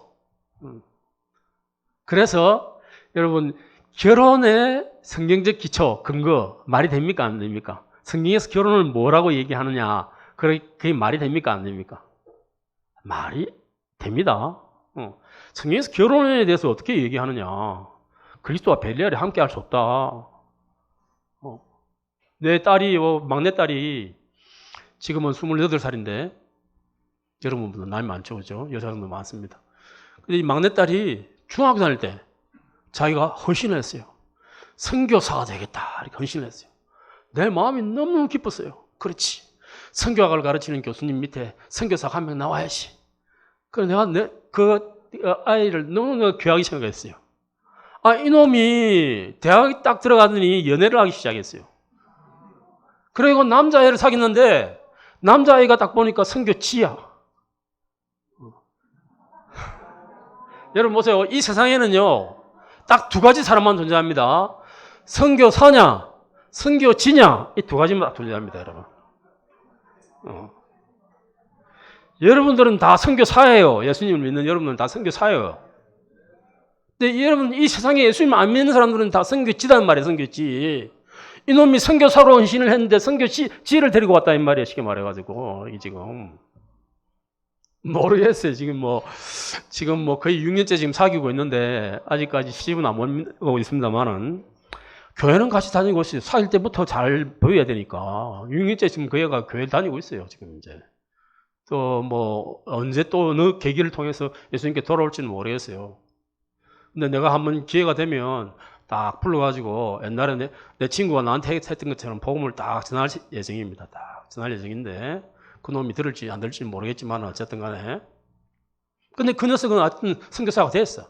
이미 선교지가 다 자기한테 붙었으니까 선교사가 된 거야 지금. 자 보세요. 복음이라는 것은요. 나에게 놀라운 기쁨을 주는 복된 소식이에요. 이 복음이라는 것은. 근데 이 복음은요. 남에게 전해지지 않으면 나에게는 복음이지만 그 사람에게는 복음이 아니야. 이게. 이 기쁜 소식은요. 예수 그리스도라는 기쁜 소식은 남에게 전해져야만 나에게도 기쁜 소식이 되고 남에게도 기쁜 소식이 되는 거지. 나에게만 있으면 나에게는 기쁜 소식이 남에게는 기쁜 소식이 아닌 거야 이게. 그래서 복음과 선교는 뗄 수 없는 동전의 앞뒷면과 같은 거예요. 자기가 복음을 예수 그리스도를 소유하고 있다고 하면서 예수 그리스도를 증거하는 일을 하지 않으면 내가 볼 때는 예수 그리스도를 제대로 믿는 사람이 아니야. 내가 볼 때는 이게. 물론 예수 그리스도를 증거하는 방법은 다양합니다. 내가 여러분들이 얘기했죠. 여러분 전공을 통해서 좋은 인간관계를 통해서 얼마든지 할 수 있어요. 근데 이 막내딸 이 녀석은요. 너무 인간관계가 좋아. 그러니까 얘 주위에는요. 항상 친구들이 빠글빠글해. 이거는 뭔가 하니까 복음을 전할 수 있는 좋은 기회와 여건을 마련했다는 거예요. 자, 여러분 보세요. 지금 우리나라는요. 제일 큰 문제가 뭔지 알아요? 지금 여러분 교회는 그렇지 않겠습니다만은 일반 교회에서요. 이 노방 전도를 이렇게 보내면요. 전도지를 나눠주죠. 그러면 만장 나눠주면 한 명이 올까 말까입니다. 안 그러면 받자마자 쓰레기통에 버리든지. 지금 이게 이래요. 예수 믿다 그러면 재수 없다 그러고 막 이런다고 지금 이제 특별히 부산 같은 곳에는 지금 상황이 그래요. 제가 얼마 전에 한 10년 전인데 얼마 전이 아니고 한 10년 전인데 제가 우리 학교에 생활관장을 하고 있을 때 영국에서 거리에서 노방전도하는 목사님이 한 번 오셔가지고 내가 부산에서 복음을 전하고 싶은데 나에게 방학 동안에 방을 한 일주일 정도 방을 2개만 좀 달라 그러더라. 하나 좀 달라 그러더라고. 하나를. 내가 그때 생활관장 할 때. 그래서 내가 그분한테 방을 2개를 내드렸어요. 왜냐면 딸이 한 명 있는데 부부가 하나를 쓰고 또 따님이 하나 쓰라고 방을 2개를 일주일 동안 내가 내드렸습니다. 근데 월요일 오셨으니까 월요일날 내가 차를 태워가지고 쭉 부산 시내 부산역하고 남포동 이쪽을 쭉 돌아오면서 그분이 가장 전도하기 좋은 곳을 갖다 보라고 쭉 구경시켜드렸어요. 그리고는 이제 모셔다 드리고 집에 있는데 소식이 없는 거야. 이분이 가면 간다 오면 온다 얘기를 해야 되는데, 근데 한 닷새 후에 이분이 전화가 왔어요. 나한테. 서울에서 전화가 온 거야. 서울에서 전화를 해가지고, 아 그래 어떻게 전도를 잘하고 올라오셨습니까? 하니까, 아닙니다 목사님, 제가 이틀 만에 부산에서 서울 올라왔습니다 하더라고. 아, 왜 그렇습니까? 하니까, 내가 남포동 입구에서 거기에서 이제 기타를 치면서 전도를 하는데 사람들이 당신이 여기서 뭐하냐 하면서 막 발로 차고 막 린치를 가고 이래가지고 내가 도저히 견디지 못해서 내가 서울로 올라왔다고 이렇게 나한테 이야기 온 거야. 여러분 보세요. 그분이요, 그 15년 전에 그 5년 전에도 부산 한국에 왔고 5년 후에 왔는데 5년 동안에 너무 사회가 달라졌다는 거죠. 5년 동안에 달라져가지고요, 사람들이 마음이 팍팍하고 완악해졌다는 거예요. 여러분 혹시 그 영상 중에서 트랜스포메이션이라는 영상을 한번 보세요. 그 여기 보면 거기는 이제 4개 도시 이야기가 나오는데 1에 1, 2, 3까지가 있는데 1에 보면 4개 도시 이야기가 나옵니다. 하나는 콜롬비아 칼리 이야기가 나오고요. 두 번째는 저 케냐의 키암부 이야기가 나옵니다. 세 번째는 저기 그 캘리포니아주 헤메시라는 곳에 이야기가 나고요. 로스앤젤레스 바로 옆에 있습니다. 그 이야기가 나오고, 네 번째는 저기 어디 나오는 거 하니까 저기 과테말라의 알모론가라는 곳이 나옵니다. 근데 그 네 도시의 특징이 뭔가 하니까 교인들이, 목사님들이 모여가지고 그 도시의 복음화를 위해서 열심히 기도하는 거예요. 합심해서 기도하는 거예요. 그리고는요, 그러면서 그 도시에 범죄를 하던 이 사람들이 막 잡혀가고 도시가 정화되기 시작하면서 사람들이 마음이 변화되기 시작합니다. 기도를 하니까. 그때부터 무슨 일이 벌어지냐? 사람들에게 복음을 전하면 사람들이 하나님께 돌아오는 역사가 생기게 되고, 20명, 30명밖에 안 모는 교회가 200명, 2000명이 모이기 시작하고 막 이런 일이 벌어지는 거예요. 우리 한국의 문제가 바로 그 문제예요, 여러분. 복음 전할 열정은 있는데 복음을 전할 여건이 안 만들어져서 지금 현재. 그걸 만들어야 되는 거지, 현재. 근데 가면 갈수록 복음을 전하는 여건이 안 좋아지고 있어요, 지금. 그걸 우리가 기도로 이제 이겨야 되는 것입니다. 우리 모든 그리스도인들은 다 증인으로 부름받았습니다. 이 어린 소년과 같이. 자, 마지막으로 제가 여러분과 함께 오늘 이야기를 나눠볼까 합니다. 자, 나아만이 엘리사를 찾아왔을 때, 처음에는 왕에게 찾아갑니다. 그러니까 이스라엘 왕이 너무 놀랐어요. 내가 무슨 하나님이냐? 내가 어떻게 나병을 낫게 해주냐? 이건 아람 왕이 우리한테 전쟁하려고 시비 거는 거다, 이거. 이 도대체 무슨 일이 다 있냐? 이 반응이 이게 쉽게 말해가지고. 그래서 옷을 막 찢고 막 이렇게, 외치는 거 쉽게 말해가지고. 큰일 났다, 이제. 아람하고 우리 전쟁이 생겼다, 이 말이죠. 그러니까 이 왕이 옷을 찢었다는 말을, 그때 이스라엘 수도가 사마리아라는 곳이에요.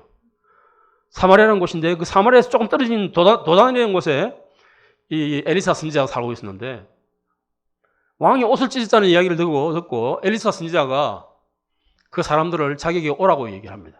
그래서 이 나아만 장군 일행이 엘리사에게 갑니다.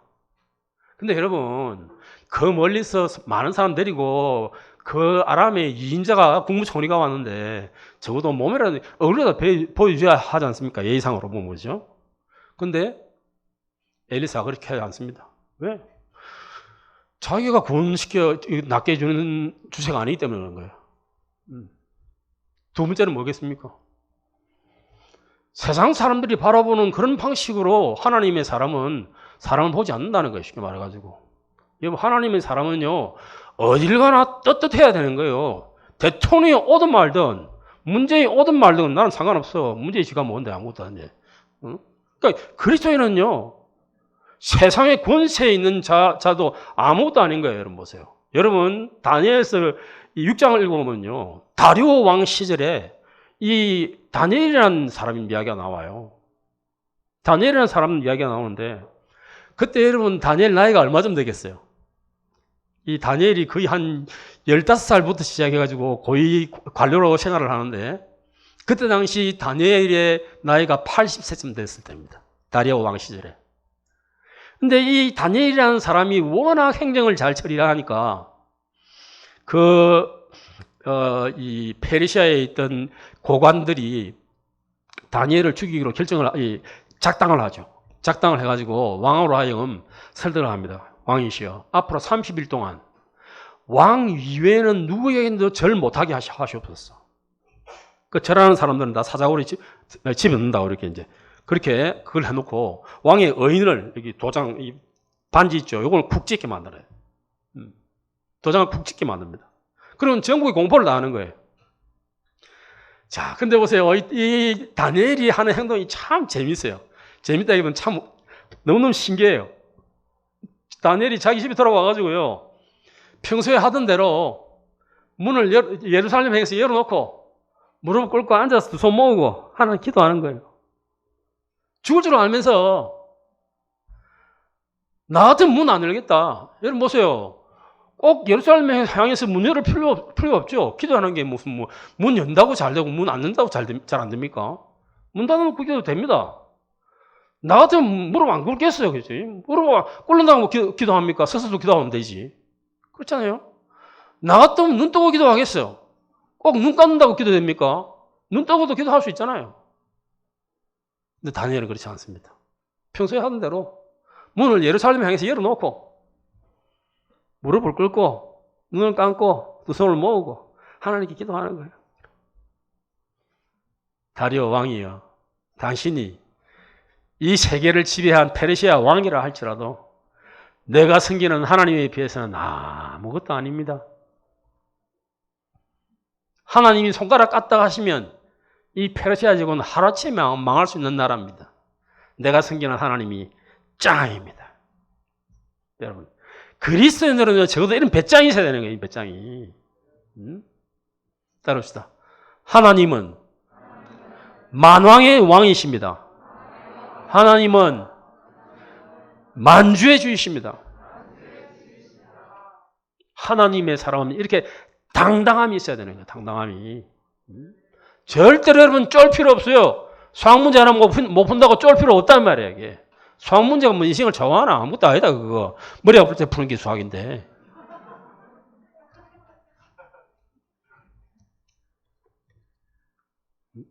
당당해야 되는 거예요. 세상 사람들이 세상 것 가지고 자랑한다 할지라도 나는 여호와 하나님 때문에 자랑하리라. 이렇게 이야기할 수 있어야 되는 거예요. 그게 하나님의 사람이에요. 하나님의 사람은.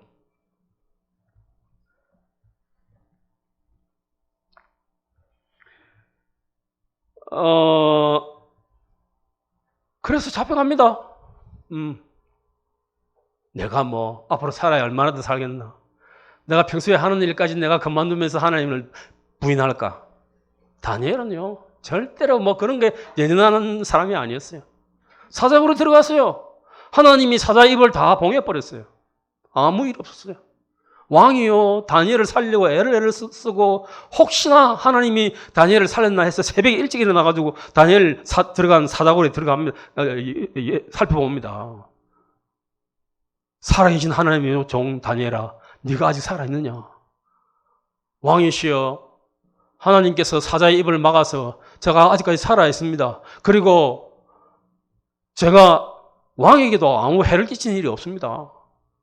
그러니까 왕이 너무 기뻐가지고 다니엘을 건져내고 다니엘을 죽이려고 모함했던 사람 다 집어넣어 죽게 만드는 거예요. 죽고자 하면 하나님 위해서 죽고자 하면 사는 거예요. 하나님 살려주는 거예요. 비겁하게 살고자 하면 근데 비겁한 죽음을 맞이하는 거예요. 어쨌든 이 엘리사가 요단강에 가서 7번 몸을 담궈줬어. 그렇게 얘기합니다. 이게 하나님의 방법이에요. 하나님이 엘리사에 그렇게 가르쳐줬어요. 요단강에서 7번. 그러니까 여러분, 지금 나만의 반응이 뭡니까? 그러니까 나만이 11절에 이렇게 이야기합니다. 나만이 노하여 물러가며 이르되 내 생각에는 그가 내게로 와서 서서 그의 하나님 여호와의 이름을 부르고 그의 손을 그 부위에 위에 흔들어 나병을 고칠까 하도다. 세 가지를 이야기해요. 첫 번째, 그가 내게로 와서. 두 번째, 그의 손을 그 부위에, 나병의 부위에 얹었어. 이렇게 하죠. 세 번째, 이렇게 흔들어서 내 나병을 고칠 줄 알았다. 이게 뭔가 하니까 나만의 구원 방식이에요. 나만의. 그러니까 이런 것도 뭐라 합니까? 지가복음이라고 하는 거야, 지가복음. 이거는 하나님의 방법이 아니야. 지가 생각하는 방법이야, 이게 지금. 나만은 엘리사가 나와서, 나만 앞에 서서 나병 부위에 손을 이렇게 올려가지고 이렇게 흔들어서 나병을 고쳐줄 줄 알았다. 이 말이야, 쉽게 말해가지고. 여러분, 여러분, 이 세상의 모든 종교는 자기 방법으로 구원을 얻으려고 합니다. 자기 방법으로. 그래서 여러분, 별 방법을 다 써보는 거예요. 여러분, 인도에 한 신이 몇 개쯤 있겠습니까? 신이. 인도에. 20년 전에 내가 이 고신대학교 처음 올 때, 22년 전에 올 때, 인도에 신이 몇 개 있냐 보니까 7개가 있더라고요. 7개. 지금은요, 더 많이 늘었어요. 갈수록 느니까 3억 개 이상 된답니다. 인도의 신이.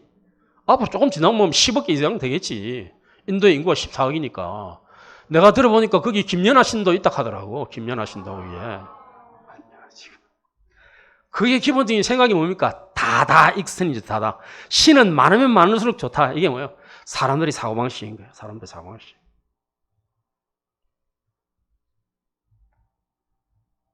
여러분, 하나님의 구원 방법은요, 너무너무 쉬운 거예요.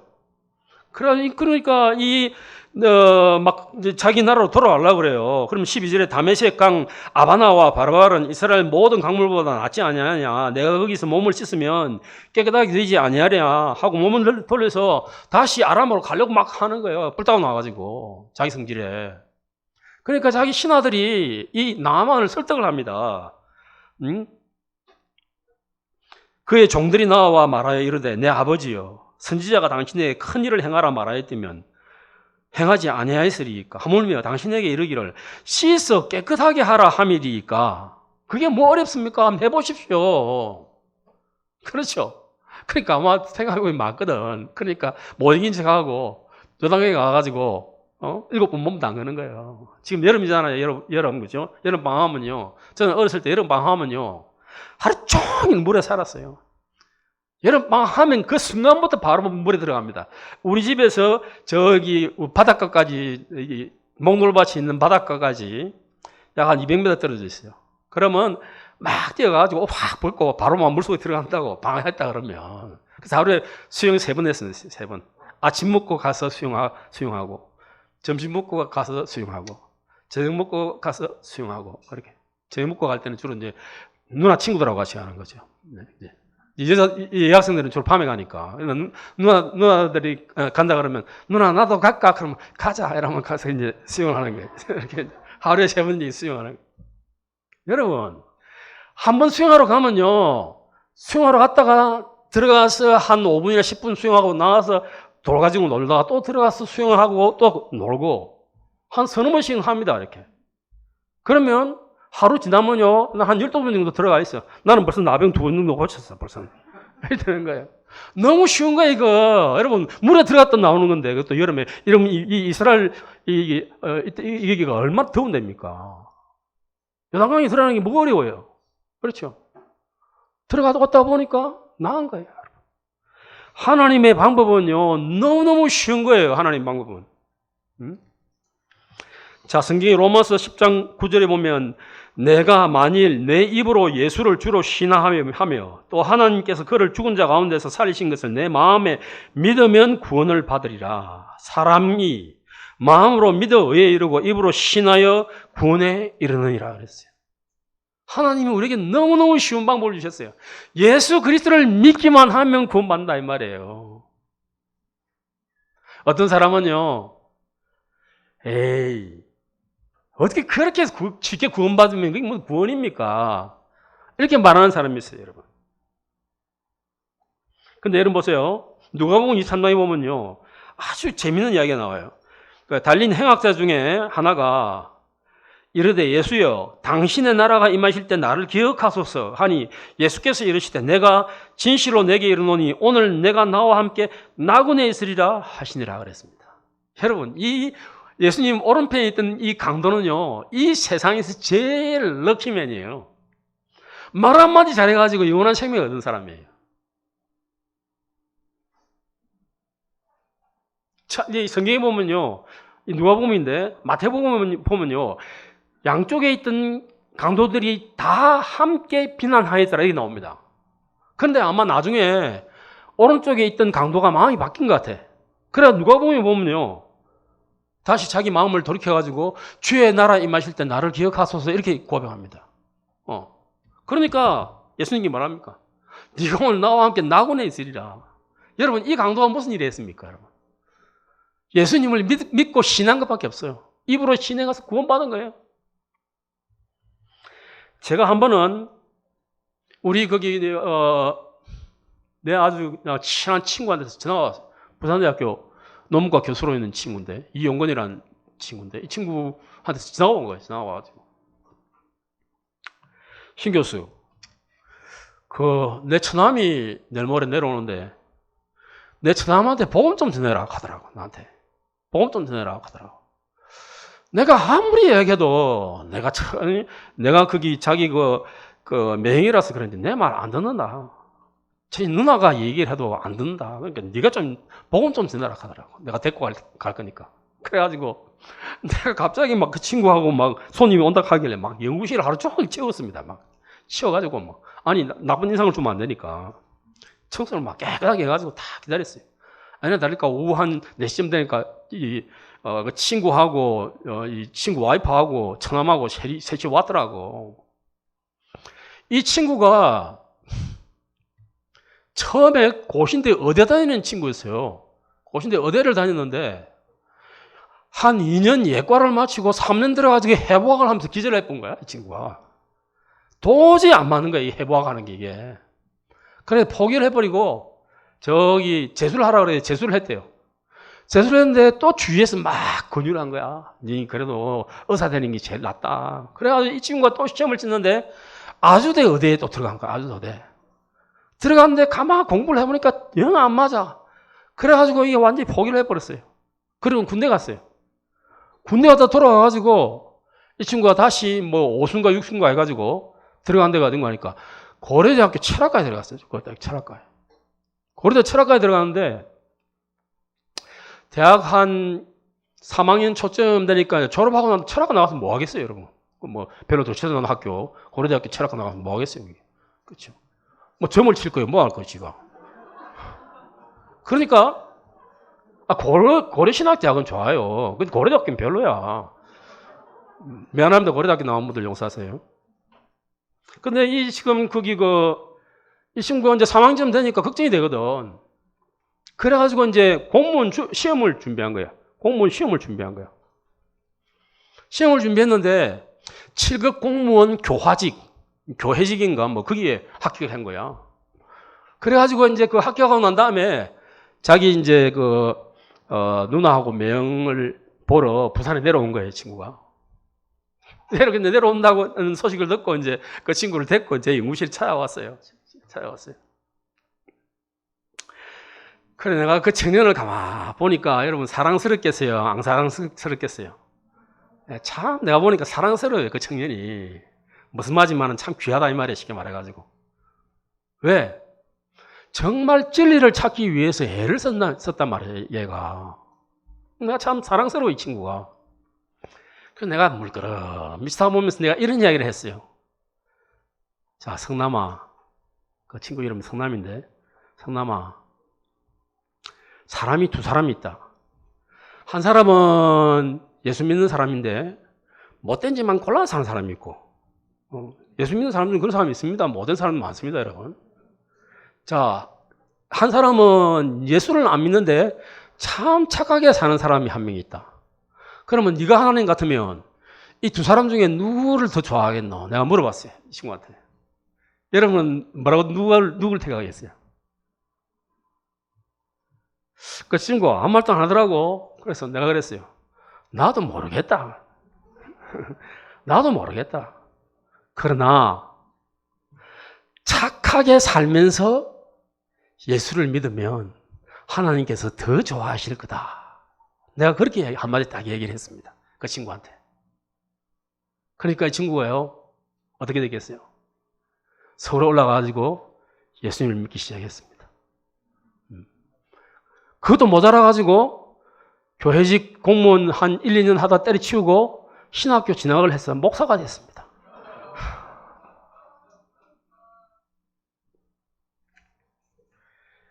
하나님의 방법은 사람들은 생각할 때요, 예수도 믿고, 이 친구는 힌두 철학을 전공해 놓으니까, 에이, 예수만 믿어 구원받는 게 어딨냐, 도대체. 자기 대학의 힌두 철학 전공한 교수처럼 말이야. 그래, 이 선행도 베풀고, 이래야 구원받지. 선행 베풀 수 있으면 더 좋지. 그러나 여러분, 선행을 베풀지 않는다 하더라도 예수님만 믿으면 구원받는단 말이에요. 성경이 말하는 게 그겁니다, 여러분. 아멘. 성경이 이르되 누구든지 그를 믿는 자마다 부끄러움을 당하지 아니하리라 하니 유대인이나 헬라인이나 차별이 없음이라. 한 분이신 주께서 모든 사람의 주가 되사 그를 부르는 모든 사람에게 부요하시도다. 누구든지 주의 이름을 부르는 자는 구원을 받으리라. 너무너무 심한 거예요. 예수 그리스도, 예수님이 나의 주인이시고 내 모든 죄를 용서해 주셨습니다. 할렐루야. 그거 믿으면 구원받는 거예요, 여러분. 하나님의 구원 방법은 너무나 쉬운 거예요. 너무나 쉬우면서 너무나 확실한 거예요. 사람들이 생각하는 것처럼 예수도 믿고 착한 행실도 해야지 구원받는 게 아니라 이 말이에요, 여러분. 예수님을 믿기만 하면 구원받는 것이에요. 얼마나 놀라우신 하나님입니까, 여러분. 요단강에 7번 몸 담그는 게 뭐 어려워요, 여러분. 그거보다 더 어려운 일 하라고 할 수 있는데. 그래서 나만이 구원받는 거예요, 여러분. 하나님은 물론 우리가 이런 이야기를 해요, 신학적으로. 무슨 이 성찬식도 참여해야 되고, 로만 가톨릭에서 그 얘기 하잖아요. 성찬식 참여하라는 이야기. 내가 이 얘기만 하나 하고 이제 그만두겠습니다. 진짜 마칩니다. 제가요, 미국에서 유학할 때, 우리 김두신 목사님도 잘 압니다. 우리 한인교회 제가 다녔는데, 한인교회 이제 다닐 때, 우리 교회 찬양대 반주를 하는 분이 한 분 있었어요. 이 찬양대 반주를 하는 분이 한 분 있었는데, 그 반주를 하는 여자분의 남편이 미국 사람이었어요. 미국 사람. 백인이었는데, 그분은 빅스버그라는 곳에 살고 있었고, 차로 한 40분 정도 걸리는 거리에 살고 있었고, 우리 교회는 이제 클린턴이라는 곳에 이제 교회가 있었습니다. 잭슨 옆에 이제 바로 클린턴이라는 곳이 있었는데, 그게 이제 교회가 있었어요. 근데 이분이요, 굉장히 내가 볼 때는 괜찮은 사람이라. 왜 괜찮은 사람인가 하니까, 이 반주하시는 이 부인을 갖다가 10시까지 교회에 데려다 줘야지 찬양대 연습을 하고, 11시에 예배를 드릴 수 있기 때문에 9시에 집에서 출발해 와야지 10시까지 집에 오는 거예요. 그러면 자기가 9시에 출발하려고 그러면 어떻게 해야 되세요? 7시나 8시에 있는 미사에 참석해야만이 미사를 드리고 출발해가지고 와이프를 데리고 교회에 올 수가 있는 거예요. 10시까지. 그러니까 이 남편이 얼마나 착합니까? 그죠? 예수 믿어도 이렇게 착하지 않은 남편이 있는데 이 친구는 참 착한 친구예요. 근데 이 친구가 하루는 성찬식을 행하는데 예배를 마치고 난 다음에 성찬식을 딱 향하고 나오는데 얼굴에 표정이 별로 안 좋아. 기분이 별로 안 좋고 딱 나오더라고. 그래서 왜 그러냐? 아니, 기분이 오늘 좀 안 좋냐 하니까 딱 이 친구가 이런 얘기 하더라고. 오늘 목사님 성찬식 다 무효다 그러더라고. 왜 무효냐? 그러니까 목사님이 이걸 딱 들어서 이것은 예수님의 살입니다 라고 해야 되는데 그 말을 빠뜨린 것 같아. 근데 이 로만 가톨릭에서는요, 이것은 예수님의 살입니다 하는 순간 이것은 빵이 아니라 예수님 살이 되는 거예요. 그걸 갖다가 신학적으로는 화채슬이라 그래요. 그러니까 선포하는 순간에 본질 자체가 이게 예수님의 살이 되어버리는 거예요, 이게.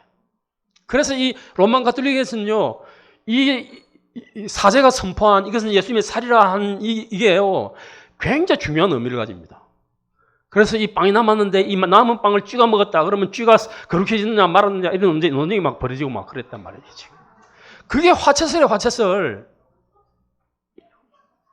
이게 예수님의 이제 포도주를 가지고 이게 예수님의 피입니다 하는 순간 이게 포도주가 아니야. 이게 예수님의 피가 돼버리는 거예요. 이게 화채설입니다. 그래서 이 피를 마시는 순간 내가 예수님의 피를 마시고 예수님의 피가 내 몸속에 들어오게 되는 거예요, 이게.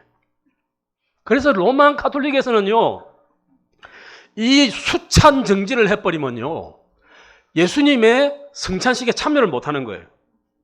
옛날에 여러분, 이 서임권이라는 게 있었죠. 중세시대 때, 막 중세 말에 십자군을 막 파송하고 할 때 서임권이라는 게 있었는데, 이 서임권을 말하면 쉽게 말하면 오늘날의 장로를 세울 때 바티칸에서 로만 카톨릭 교황이 세울 권한이 있느냐, 아니면 그 세우는 장로나 감독이 속한 황제가 세울 것이냐, 그거 가지고 황제하고 교황이 막 싸움이 일어났어요. 막 다툼이 일어났다 이 말이에요. 그 서임권 논쟁이라고 합니다. 서임권 논쟁. 이 서임권 논쟁이 일어났을 때 막 실랑이를 하다가 그때 당시 신성 로마 제국의 황제인 이노센트 3세가 자기 마음대로 서임권을 뺏어가지고 장로 임명권, 감독 임명권을 자기가 행사해버렸어요.